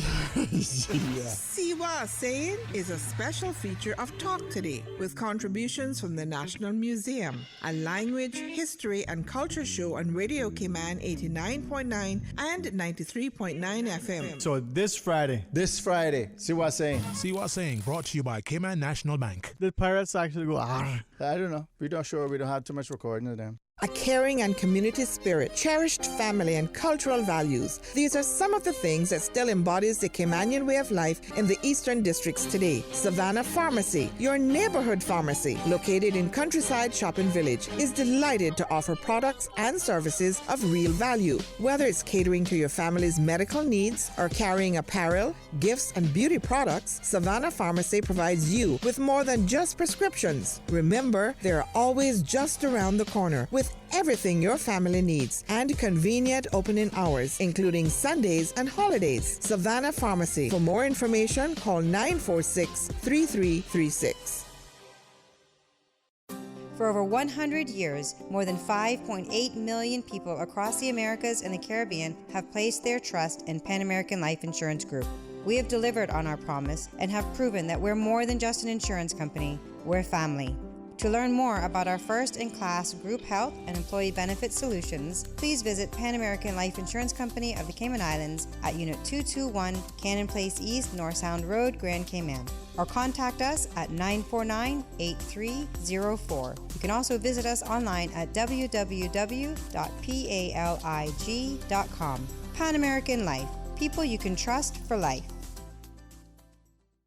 The Cayman Islands Credit Union would like to invite the community to International Credit Union Day on October 17th from 1 to 5 p.m. Bring your family and friends and celebrate 44 years of credit union service to the Cayman Islands community. Enjoy an afternoon of food, interactive games, and prizes. Auto and insurance companies also have special one-day only deals. International Credit Union Day, Thursday, October 17th from 1 to 5 p.m. at the Grand Cayman and Cayman Brac branches. Cayman Islands Credit Union. Local service. Global reach.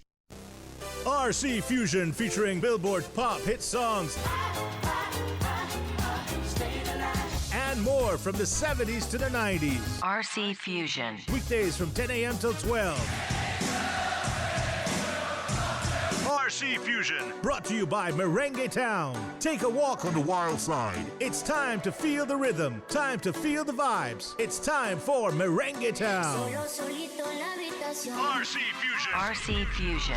RC Fusion. Brought to you by Tasty Patties. Baked fresh every 30 minutes. Available at Tortuga locations, the Patty Express Industrial Park, and Bake It and Take It on Eastern Avenue. Get tasty now.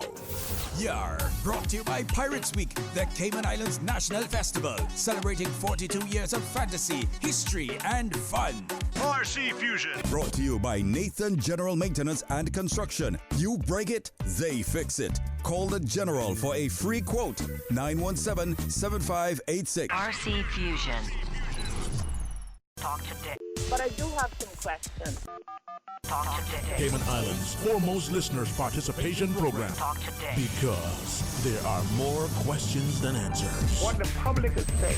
Waiting to take your calls right now. Sterling Dwayne Ebanks.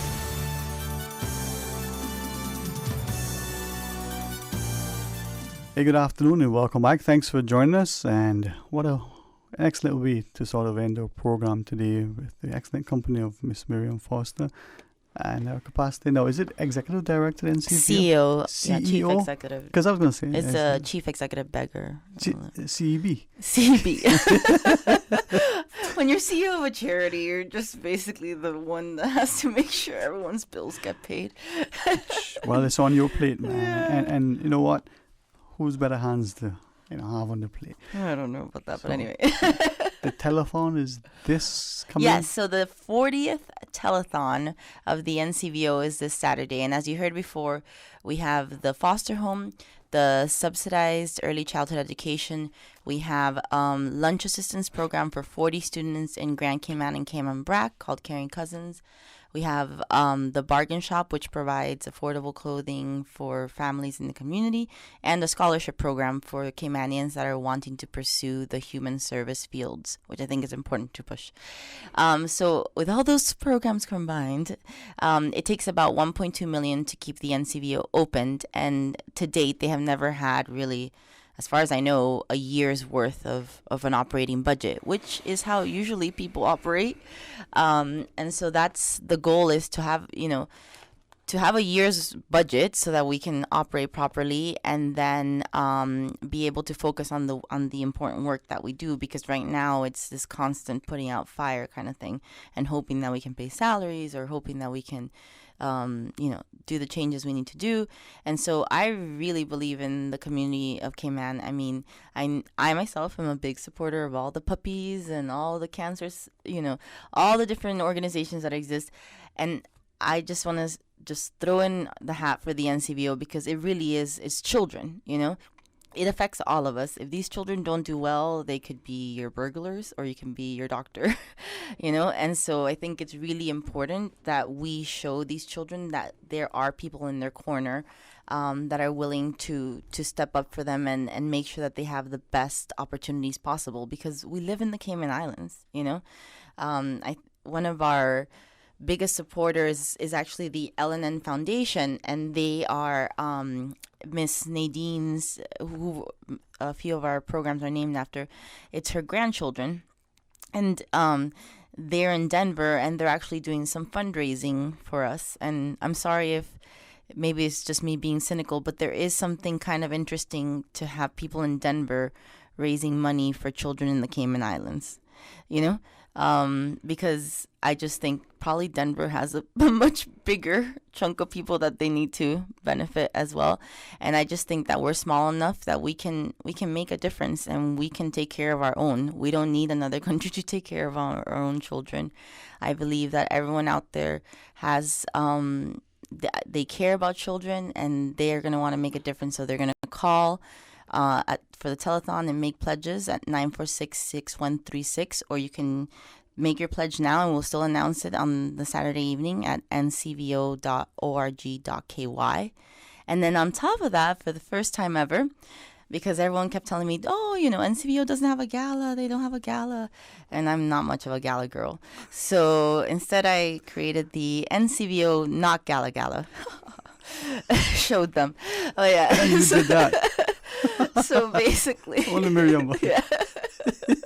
I refuse to conform. That's right. Yeah. The thing with me is that, and that, more power to you, and I'm sure galas do generate a lot of revenue, but the thing is that a lot of times you pay a $200 ticket and you don't even know how much of that money is actually going to the charity. So with us, your $40 ticket is literally a direct donation to the NCVO. In fact, you can make your donation right now, ncvo.org.ky for $40, and we'll send you your ticket. Then, once you have your ticket, you're welcome to go into a VIP kind of experience lounge at Royal Palms. And Royal Palms people have been amazing with us. We actually have a few of them that are volunteering with us throughout the year. But they've taken on the NCVO as a charity of their choice. And so they're giving us 20% of all food and drink for that evening, which is a Friday evening, which if anyone ever goes to Royal Palms on a Friday evening, usually that's the place to be because you catch a beautiful sunset and it's a good vibe there for the end of the week. So we thought we'd monopolize on that, and then your $40 gets you in. It's going to be a Tropicana theme, but it doesn't mean you have to wear anything specific. If you want to, you can dress up. If you don't, you don't have to. You can be barefoot. You can wear a swimsuit. You can wear a evening gown. You can wear whatever you want. You can go to our bargain shop and go get some items, and then you can be part of our bargain shop fashion show. We also have the ladies from Tranquility Spa that if anyone ever gets their eyebrows threaded, Priya is the woman on island. She's brilliant. And she and her nieces will be there as well. They're going to be providing massages, $2 a minute, and eyebrow threading and a few other services. And that will also, 50% of that will go to us. And we're going to have an experience auction. So we have lots of chefs donating that they'll come and cook dinner for you, or a brunch for you, or Zest, a new meal program, or 5-star chef. They'll send you a chef. Lots of cool, a lot of the hotels are also giving hotel nights, so that'll be a great auction. Plus hermit crabs. I mean, what not Gala Gala would be complete without hermit crab racing. I mean, that's really important. They're really fun. If anyone has not done hermit crab racing, you really need to come out. It's a really fun time seeing these guys trying to make it to the middle. Have you checked to make sure they're male and female? I mean, no, but we don't want no gender. You know what? It sounds like you're volunteering for a job. That's what I just heard. Us indeed. Yeah. Yeah, indeed. Yeah. But yeah, so you have hermit crabs, you have Tropicana theme music. One World Entertainment is doing all the music. They're also doing all the production for the telethon. Super appreciative of the Cayman Drama Society Prospect Playhouse because it's once again there. And so anybody that on Saturday, if you want something to do that's free and local, you can come out to the Prospect Playhouse and you can watch the telethon live and have a few snacks and drinks there. And then we invite you to definitely come out on the 25th of October to NCVO's Not Gala Gala. And you have to say it like that, Not Gala Gala. Only you can say it like that. You and West Bears. Yeah. Not Gala Gala. Not Gala Gala. And then if you're not so keen on that, you can also, we have the dress down day, which is on the 25th, but you can dress down whenever you want. Just purchase one of our t-shirts. It's $20. And if you purchase it before the 25th, then you're entered into a raffle. The t-shirts say many hearts for little hands, because that's what we need. We need many hearts because we have lots of little hands and lots of hungry mouths. And we really need everyone in the community to step up. I believe in you. I know that there's 1.6 million out there. That's, I know there's someone listening. Gosh, God, what do I do with this 1 million that's burning a hole in my pocket? You're welcome. ncvo.org.ky. Please donate. It's going straight to the children. It's just keeping us open, and you can really feel good that you made a difference. And on top of that, we encourage you to volunteer with us. I think it's important that these children have good understanding that the community is in their corner. So the more people that connect with them and show them, that the world is not maybe what you first experienced, that there is much more beauty and love and compassion in this world, then I think we're doing a good job. Well, I commend you and all of your team and the efforts over the years. And as I see the vision going forward, things that are not just simple but scientific, the change in the color, common cream. Common cream. The notion that our children, as they're engaged, sometimes we don't understand the foods that we give them, the lack of sleep that they get, exactly, the environments that they're in. So all of that contributes, definitely. Yeah. And I will say, I mean, a shout out to my whole team, all 30 of them. They're all amazing. They really are. I mean, God knows they're not in it for the money. And some of them have been there for years and years. I mean, Miss Caroline, the deputy director of the school, was one of the first scholarship recipients, and she's been there and never left. I think she forgot that she could go other places, but but she, like, some of the, I mean, they've been there for ages. I think it's amazing to hear whenever I'm out and promoting NCVO, just the amount of people that come up to me and they're like, my child went there, or I went there, or this, and everyone's been positively impacted by the NCVO. And I mean, I love that I came on when they're focused on children, but the NCVO has done so much. I mean, it's been open since 1974, and it started the Pines Retirement Home, Lighthouse School, Big Brothers Big Sisters, Adult Sunrise Training Center, so many things that were impacted by the NCVO and by all the people, especially Miss Olive Miller, who was a big, founder and supporter, and just 3 weeks ago retired from the board after 40 years. So, I mean, there are some really amazing, dedicated people. You can't buy compassion. You can't buy kindness. You can't train even for those things. Those are really hard. But my team, they come with it. And I think, it's the greatest honor to be out here and just trying to get the money that we need to be able to stay afloat and stay open and provide the service that we do. Well, let's see if our community can rally for that 1.6 million. I believe in it. Saturday evening? Yeah, Saturday evening. It starts at 6 p.m., goes to 11 p.m. Tune in, Radio Cayman. You can listen to everything from here. And then, get your dancing shoes or not, just come barefoot to the NCVO Not Gala Gala on the 25th of October at Royal Palms. And it's a $40 donation, gets you in, and then you make sure that we get to 1.6 million. There you go.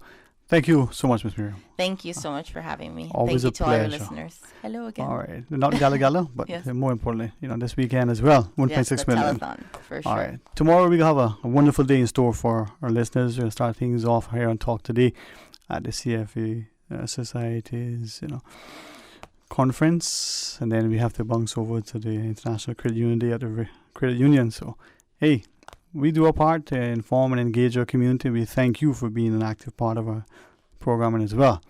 Now, stay tuned. Miss Susan got some good music for you. I've requested a song. Is it Fred Defender? No, it's not Fred Defender. I keep asking for Fred Defender, but it's not going to happen. Until tomorrow, be blessed.